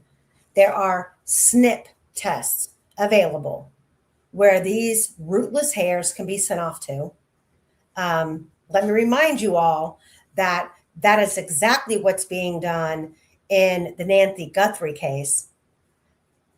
That was offered in this case, but Carroll County refused. We have unidentified male DNA that they're claiming was dispersed through fucking laundry, which, number one, if you know who lived in the house, why is it unidentified male DNA? Everybody should be identified. And why are we dealing with only male DNA? Wouldn't male and female, why is the washing machine deciphering what DNA is being dispersed? There are so many issues in this case, and there's tons of DNA testing that's available. So people who want to accuse me, Quester, Fungi, everybody on this channel throughout the Delphi vault, that we are spinning our wheels, guess what? So are you. I don't see anybody else doing anything more than what we are doing. We are keeping the conversation alive. We are going back over all of the pertinent things that a defense team could use without, number one, paying for an expert, proving who committed this crime. We don't need to prove who committed this crime. We need to prove who did not commit this crime. And that's what we were doing. And every single time we go back over our timelines and we go back over the evidence that's been made available, which is limited, we find different ways to approach it, different ways to talk about it. And eventually New information, new discovery is going to come out, and we're going to be able to apply all of the research that we have already embedded ourselves in. We are going to be able to apply it to the new stuff. And I have said 100 times, in the meantime, this is a downplay situation. We are in direct appeal. What we are talking about does not help the direct appeal. What we are talking about is post-conviction relief material, because I don't have faith in the state reversing anything that Judge Gall did in the direct appeal. If they do, fan-fucking-tastic. We are about 10 steps ahead of the game. But if they don't, I'm ready for it. Been down this road. Stephen Avery, Brendan Dassey, been down this road. I know what the fuck is going on. I know what the fuck to expect. Ashley Garth, same thing. I know how this process works. I know how it plays out. And I know that you cannot put all of your eggs in the same basket. Period, point blank. So this juror, if she actually sat on the jury as a juror, I want to talk to her about suicide companions, because she brought them up. And she brought them up in a way that made me believe that her and other jurors relied on their reports. That's a problem for me. It's a problem for me when, number one, I have a witness who posted publicly, I'm not gonna show it, not gonna name the name, but publicly has a family member who claimed that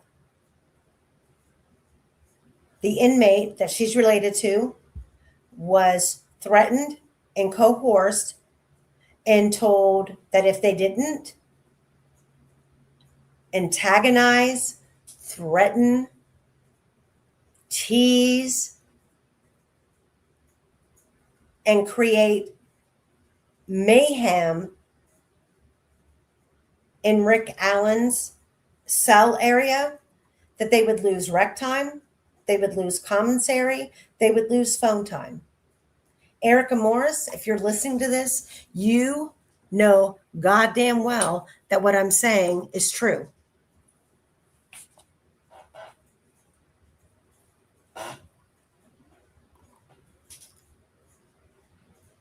Dr. Wallace's notes were not clean or fully preserved, took handwritten notes, typed later, and the defense says she destroyed original notes. That was a common theme. I think I've already gone over this. That was a common theme in this case. Ask Dan Doolin, who did the same fucking thing. She relied on the prison guards' logs. Some of her notes came from suicide companions, officer logs that are not independent clinical observations. She then, Dr. Walla, then blamed guilt, but admitted to possibilities such as Rick Allen could be suffering from guilt, discovery evidence, stress, sleep deprivation, or feigning, which is not a conclusion. At the least, it's a guess. Then you compile that onto an inmate being watched by another inmate. It destroys any sense of privacy. It destroys a pretrial detainee's confidence. You're presumed innocent, and you should have basic dignity. That wasn't provided here with Rick Allen. Instead, you're constantly watched, even during vulnerable moments, such as using the bathroom, that alone increases stress and provocation. Suicide companions are a massive or have a massive incentive to lie or exaggerate. Why?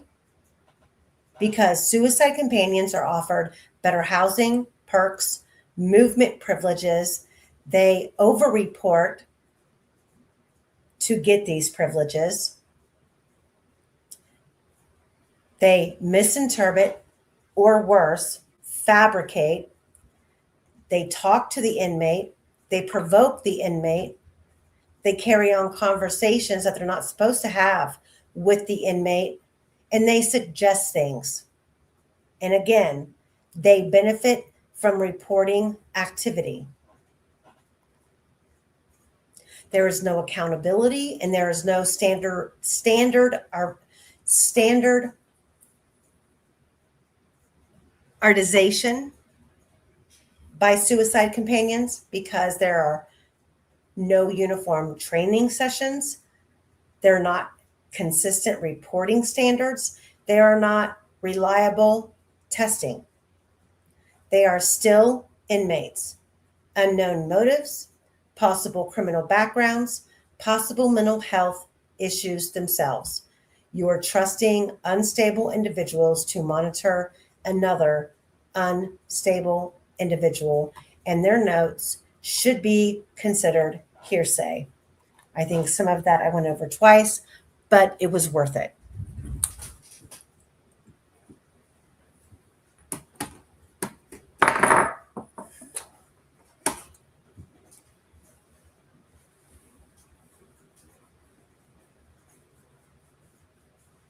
Lester? Yeah.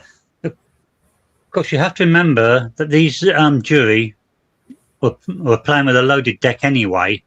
They were only being fed what McClelland wanted them to be fed. They weren't being allowed to have anything else. So, yeah, I think their IQ wasn't quite up to par, but they were being led by the nose.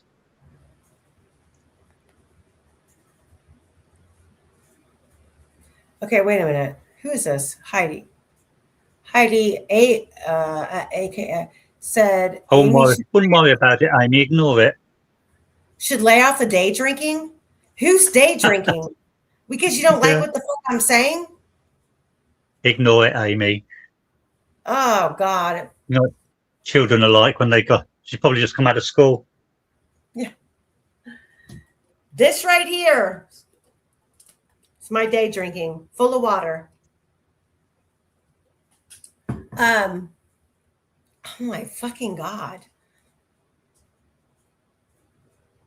I'm going back to the post.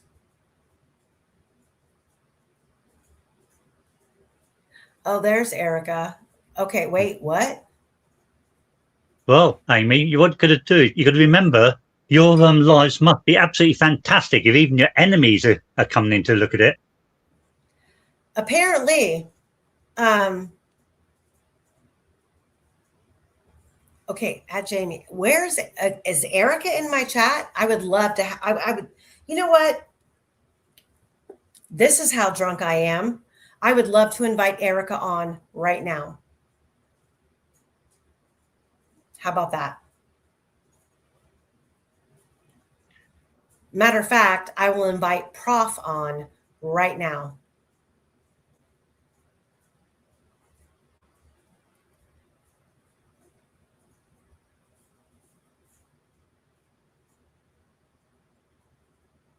I spent half my morning at the doctor's office, went to the grocery store, came home, played with Rocky, created this PowerPoint presentation, and someone's accusing me of day drinking. What? Jesus Christ.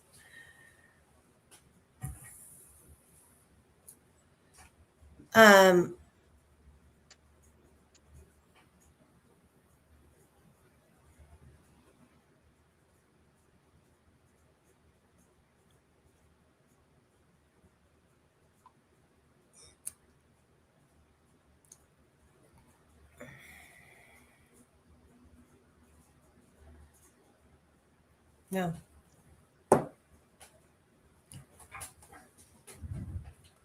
She's gone.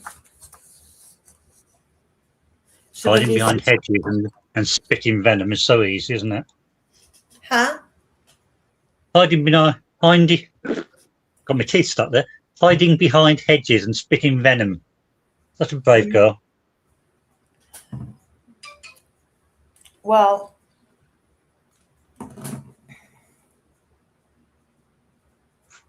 Not worth the effort. well, you know what? I mean, there are some things that I just, I let go. I let a lot of things go, to be honest. But I will take a moment to address the stage 5 bedwetter, which would be Prof and his minions. And I am so completely honored that I took up an entire page that he wrote about me on his community post. And I would like to remind everybody that anytime you read a document, anytime you share a screenshot, anytime you report on information, you're sharing other people's work. I've been to Delphi 3 different times. I've spent all my own money to go there and track down routes, walking paths, locations. I've done recordings. I have tracked down screenshots that I do not claim to own, yet I'm being accused of stealing other people's work. Well, show me your work. This channel alone, Quester, I don't know how to even interpret how many hours behind the scenes we have spent compiling information, how many hours you more than me, you send me information, I compile it and I put it into a presentation. We go back and forth, but how many hours you have spent preparing vault information that neither one of us benefit from other than presenting it to the public. And I am sick and tired of being attacked, which the attacks are not, all I can say is that the attacks are childish, and normally I can let them go. Like I have, in the past 3 years, I think I've addressed them maybe 2 or 3 times. But what I'm going to say is this.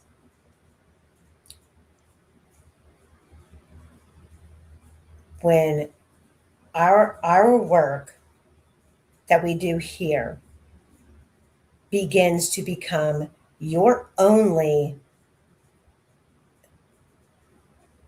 how do I put it? When the work that we do here becomes only your topic of conversation on your channel, and you wake up every day blowing a dog whistle to attack people, attack my subscribers, attack my participants on this channel, in hopes that you get a response. Anybody who subscribes to that and goes over there for that and engages in that, shame on you. That's all. I mean, I don't know what else to tell you. I know the people in our chat who has been here from day one. All of you who participate in my chat who have came from a place like, the Dog Pound over there at Prof's channel. I know who you are, and I have always invited you in with welcome arms.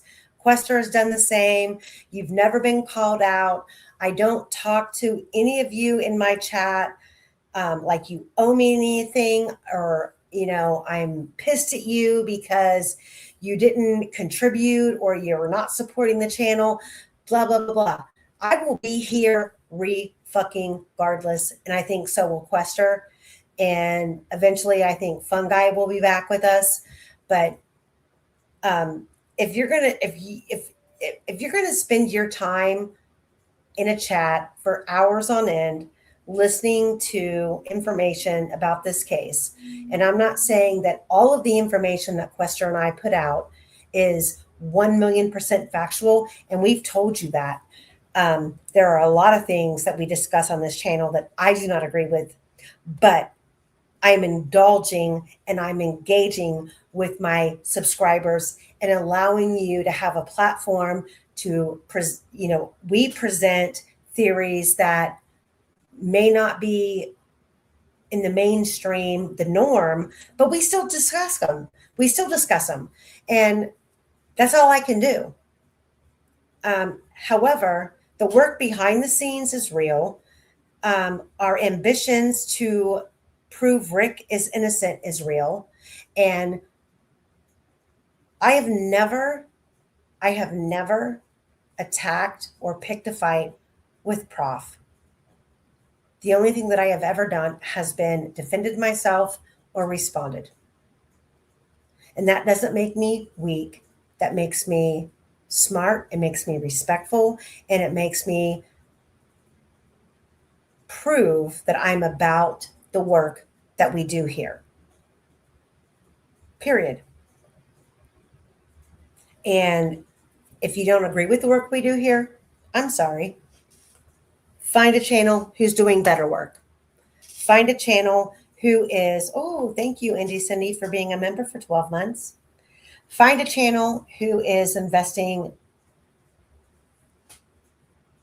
their time to dissect, go over, and present information that matters.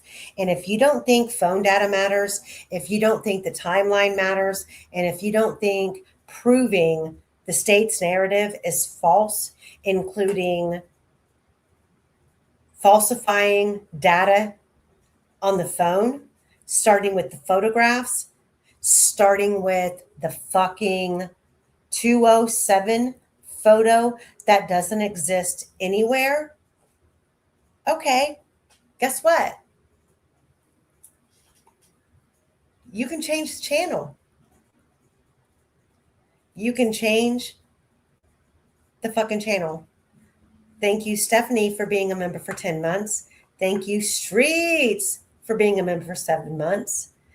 Thank you, Elaine, for gifting 5 case-by-case memberships. I love all you guys. And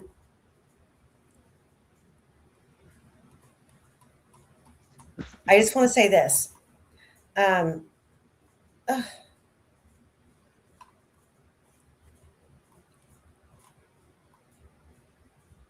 I don't owe anyone an explanation for the route that we go.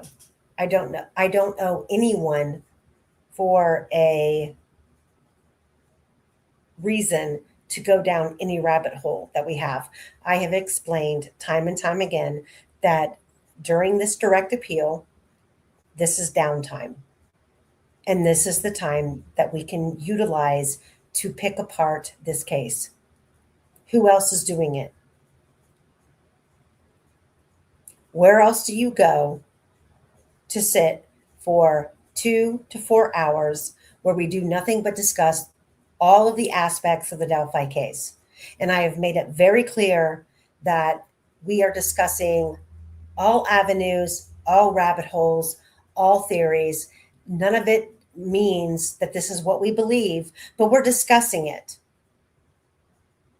And when more information, when more evidence comes out, maybe within that new evidence that's being released, we will be triggered to go, oh, holy shit, we talked about this.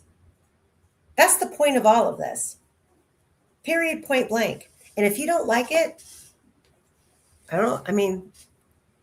unsubscribe. Go over to,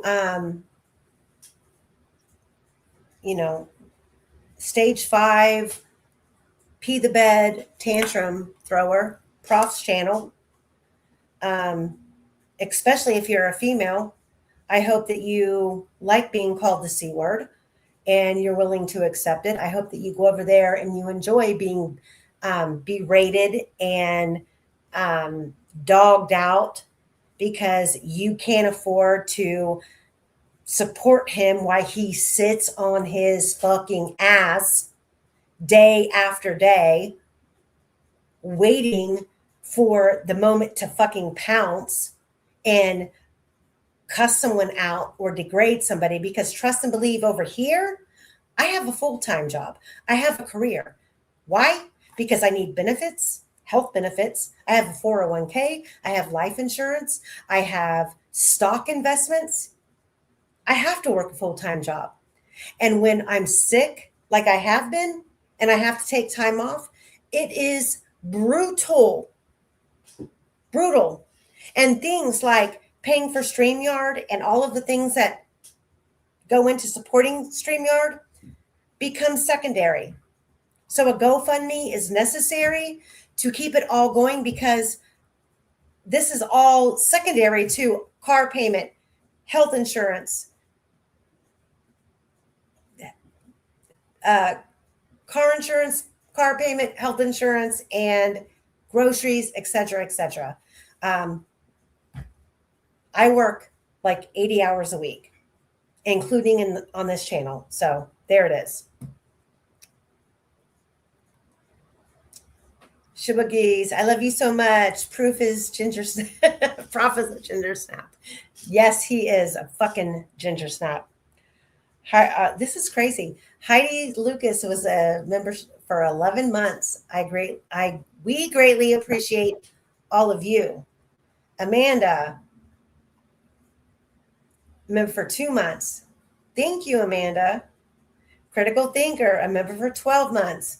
I'm just going to throw this out there right now. Critical Thinker is my girl. She is not my flying monkey. I don't have to give her barking orders on jack shit. Critical Thinker is my girl. She is down for case by case. And the only thing that she would fuck case by case over for is getting Rick Allen out of prison. Just to put it out there. But for all of you, I want you to know that Critical Thinker is my girl. And she was the driver of the car that got us out of the Brett Weber contraption while we were in Delphi. I love her. And but she is by no means my flying monkey. She has a mind of her own, a voice of her own, and she will stomp bricks for this case. That's all I can say. Okay, I've said enough. Quester, what's up? Yeah, to follow on what you're saying, I honestly think we put more time in on the phone data than Cecil. I know I personally put in weeks. Sorry? 1,000,000%. Yeah. I know I put weeks in working on that, and I know you put a lot of time in as well. And it's provided the basis for finding an awful lot of things. As an example, I spent the last couple of days working on trashing a certain witness's photograph, and found it trashed. So very important witness. Sorry? It is. No, it is. No. So just to kind of give you guys a backdrop of how we work. Um, Quester's across the pond. He's 5 hours ahead of me. So when he gets up in the morning, he starts berating my inbox. And when I wake up at 3 a.m., it's like 7 a.m. for him. So he's been waiting on me for hours. So we start going back and forth. And the other day, for example, we go back to last week where we talked about the bridge photos and all of that. And he sent me a message, not yesterday, but the day before, where he said, I don't really like the way we ended the conversation about the bridge pick. So I went back and I went through all of it again. And this is what I love about him, because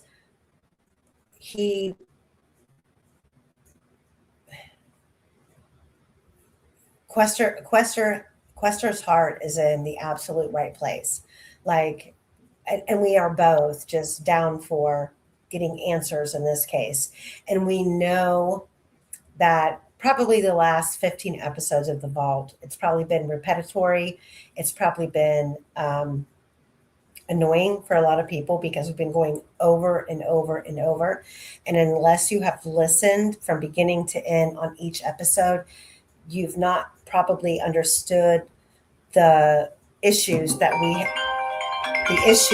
we've come across, that we've had to go back and relook at. But they're there. And I think everybody who follows this case knows that there's something wrong with the phone data, and there's something wrong with the timeline and the photos that were presented during the trial or within the phone data. And there are issues with things that are missing. So Quester sent me this email the other day where he broke down,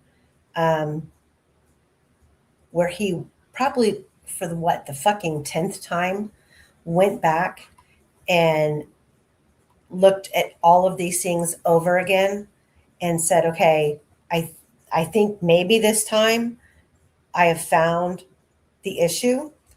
And he redid like 2 pages of detailed information and photographs and stuff, which we're gonna present it. We're gonna go over it. But I just want you to know that, like, behind the scenes, it's a selfless mission for us. And I don't know about you, Quester, but for me, like, I work 40 hours a week. I'm not a girl's girl, to be honest. The majority of my I'm not a friends. girl's girl either. I'm not a girl's girl. The majority of my friends are males. I don't do drama. I don't do gossip. I have a very small handful of female friends, and none of them. Well, I'm sorry, I take that back. 2 of them are local. The rest are all through my channel, from Critical Thinker to Streets of Bakersfield to Mother of Dragons to even Fungi, who is having a moment. I love her. And nobody gets me like, and Indy Cindy, nobody gets me like you guys get me, because I can go to work and sit every day in the cafeteria with the people that I work with side by side all day long, and they look at me like I'm fucking crazy when I talk about the Delphi vault. They're like, wait, what? So I just want everyone to know that we are fighting the good fight here. And it's very disheartening when, and I'm gonna be honest, like, I used to think of someone like Prof as a great contributor to this community. And I don't know what I don't know what's happened to him, and I don't know why he's constantly on the attack. But I will say this: I'm not going to put up with it. I'm not going to engage with it, and I will take the proper steps. That if it continues, I'm tired of being the C word. I am tired of being discredited, and I'm not going to go into all of the shit that's gone on behind the scenes when he wants to talk about someone releasing discovery. Um, Trust me, I have receipts, and none of it, we're all supposed to be on the same team, but clearly we are not. And if it continues, I will go above board to see to it that his channel is wiped off the fucking face of the earth. And if he thinks I'm kidding, and if he thinks I don't have the means to do it,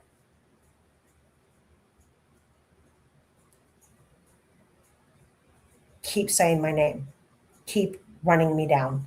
Keep attacking me for absolutely no reason, because over here, you don't matter. Back up from the camera. I don't want to see your nose hairs. I don't want to see your blackheads. I don't want to see your yellow teeth. Just back the fuck up. You stage 5 bedwetter who consistently has a fucking tantrum in order to have content on your channel. Back the fuck up. Leave me alone. Go away. Period. And if you don't, you'll see. Anywho, enough about that.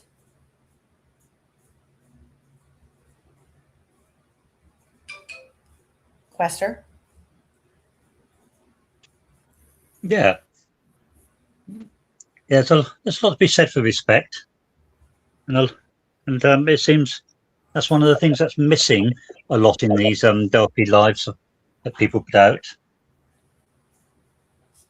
Well, and the thing is I'm not going to let it distract us from Good. um, you know, I know that we have been repetitive on a lot of the issues in this case, but we have no choice. There's there's a lot of evidence that has not been revealed. There's a lot of things that is still to come. However, I think that we've documented, and I don't think that people realize that we've documented pretty much everything that we've done in the Delphi vault. We have document after document after document after timeline after information. And when push comes to shove, I would like to believe that the information that we've acquired and that we've created is going to be beneficial for Rick in some capacity in the future. And if it's not, I'm okay with that. I have no regrets about anything that we've done thus far. I have no regrets on the research that we've done thus far. But I do know that I have been asked to provide certain presentations and certain timeline incidents and things like that that I think that you and I will be able to contribute to the ongoing fight to prove that Rick Allen is innocent. My job is not to prove who did this, but if we can prove that Rick Allen did not do this, then that our job's done. It's going to be up to the state. And I'm not a Dropbox denier. I'm not a Dropbox denier. All I'm saying is I've been through multiple campaigns of wrongful convictions, and I have seen enough situations when it comes to post conviction relief that I am telling you that the Keegan Klein Dropbox will never be made available to the public. And the out will be because there is child exploitation information on that Dropbox. They will never segregate that Dropbox with what's in the Dropbox versus who was accessing the Dropbox. It's not going to happen. I've talked to Miami County. It's not going to happen. So we have to maneuver and we have to adjust because we are not going to be provided with certain information, period, point blank. It is what it is. Doesn't mean that I don't believe that the Dropbox is important. I just can't, I just cannot put it in our bag of goodies as a reliable source of defense for Rick Allen, because it's never going to be exploited. The state is going to find a way to keep it hidden like they have already.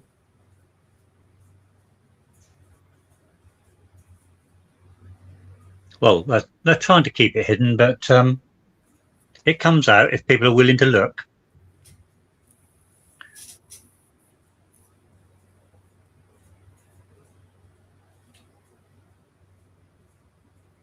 Yeah.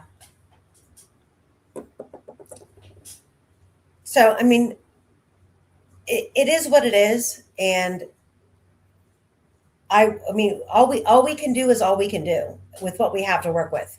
And I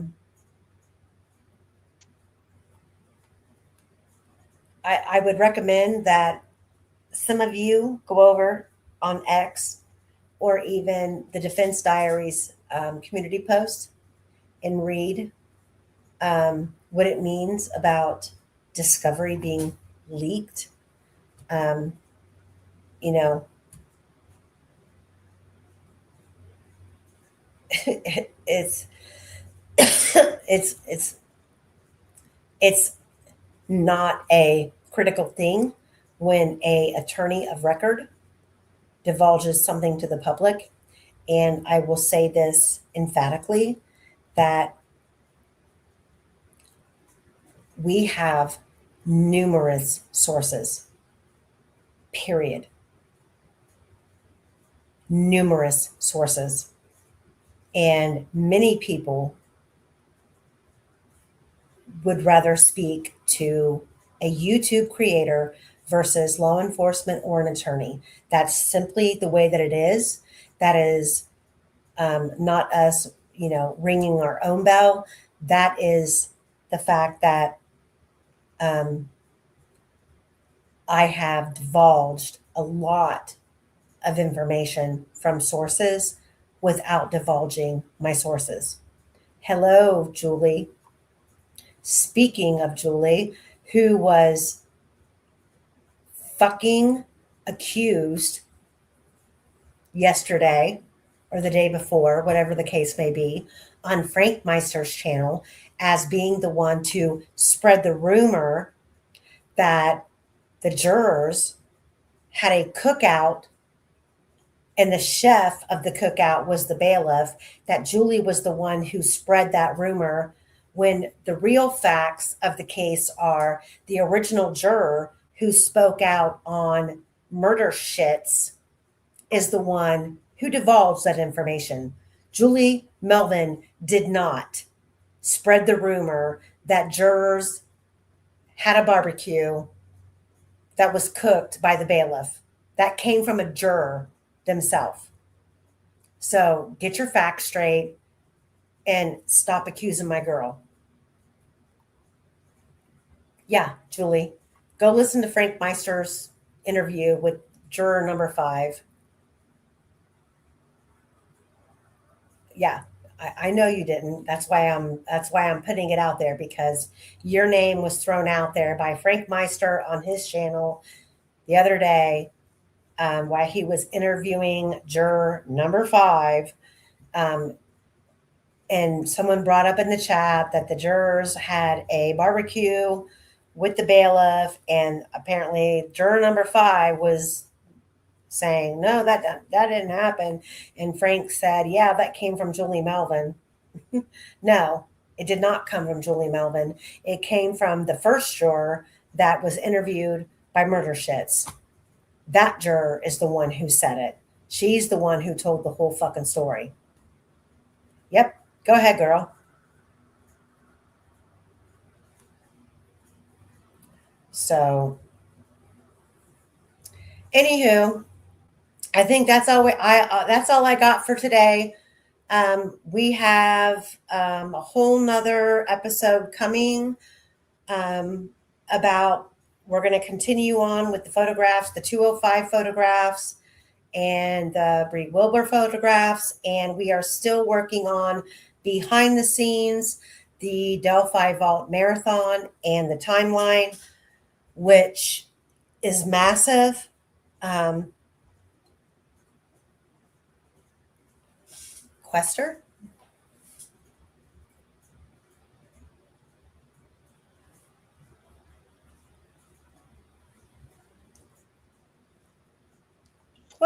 Yeah.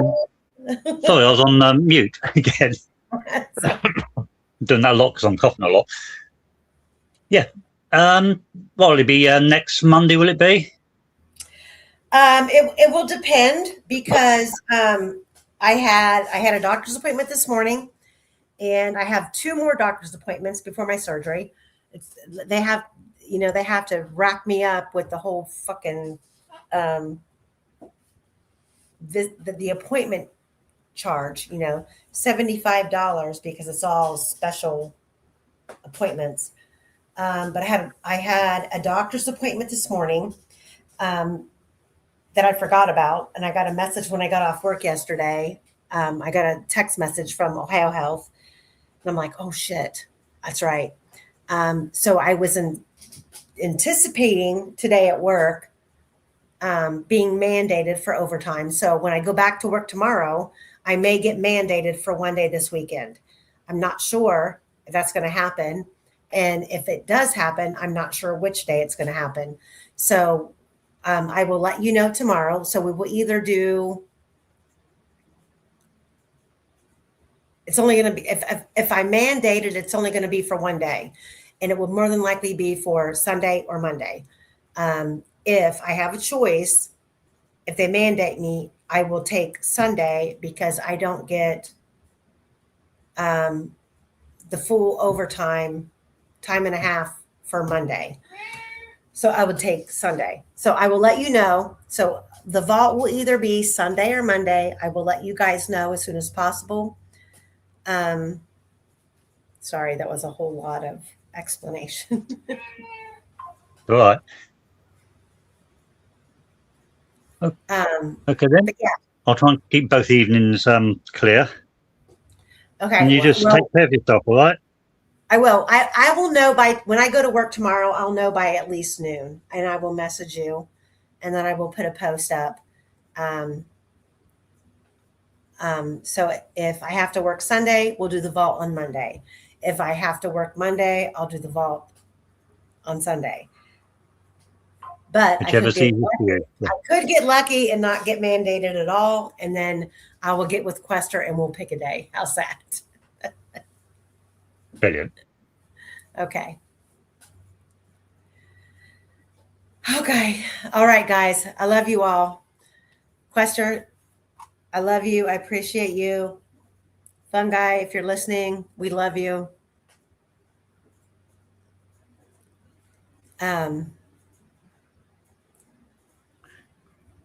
Rick Allen, we're still fighting. That's all I can say.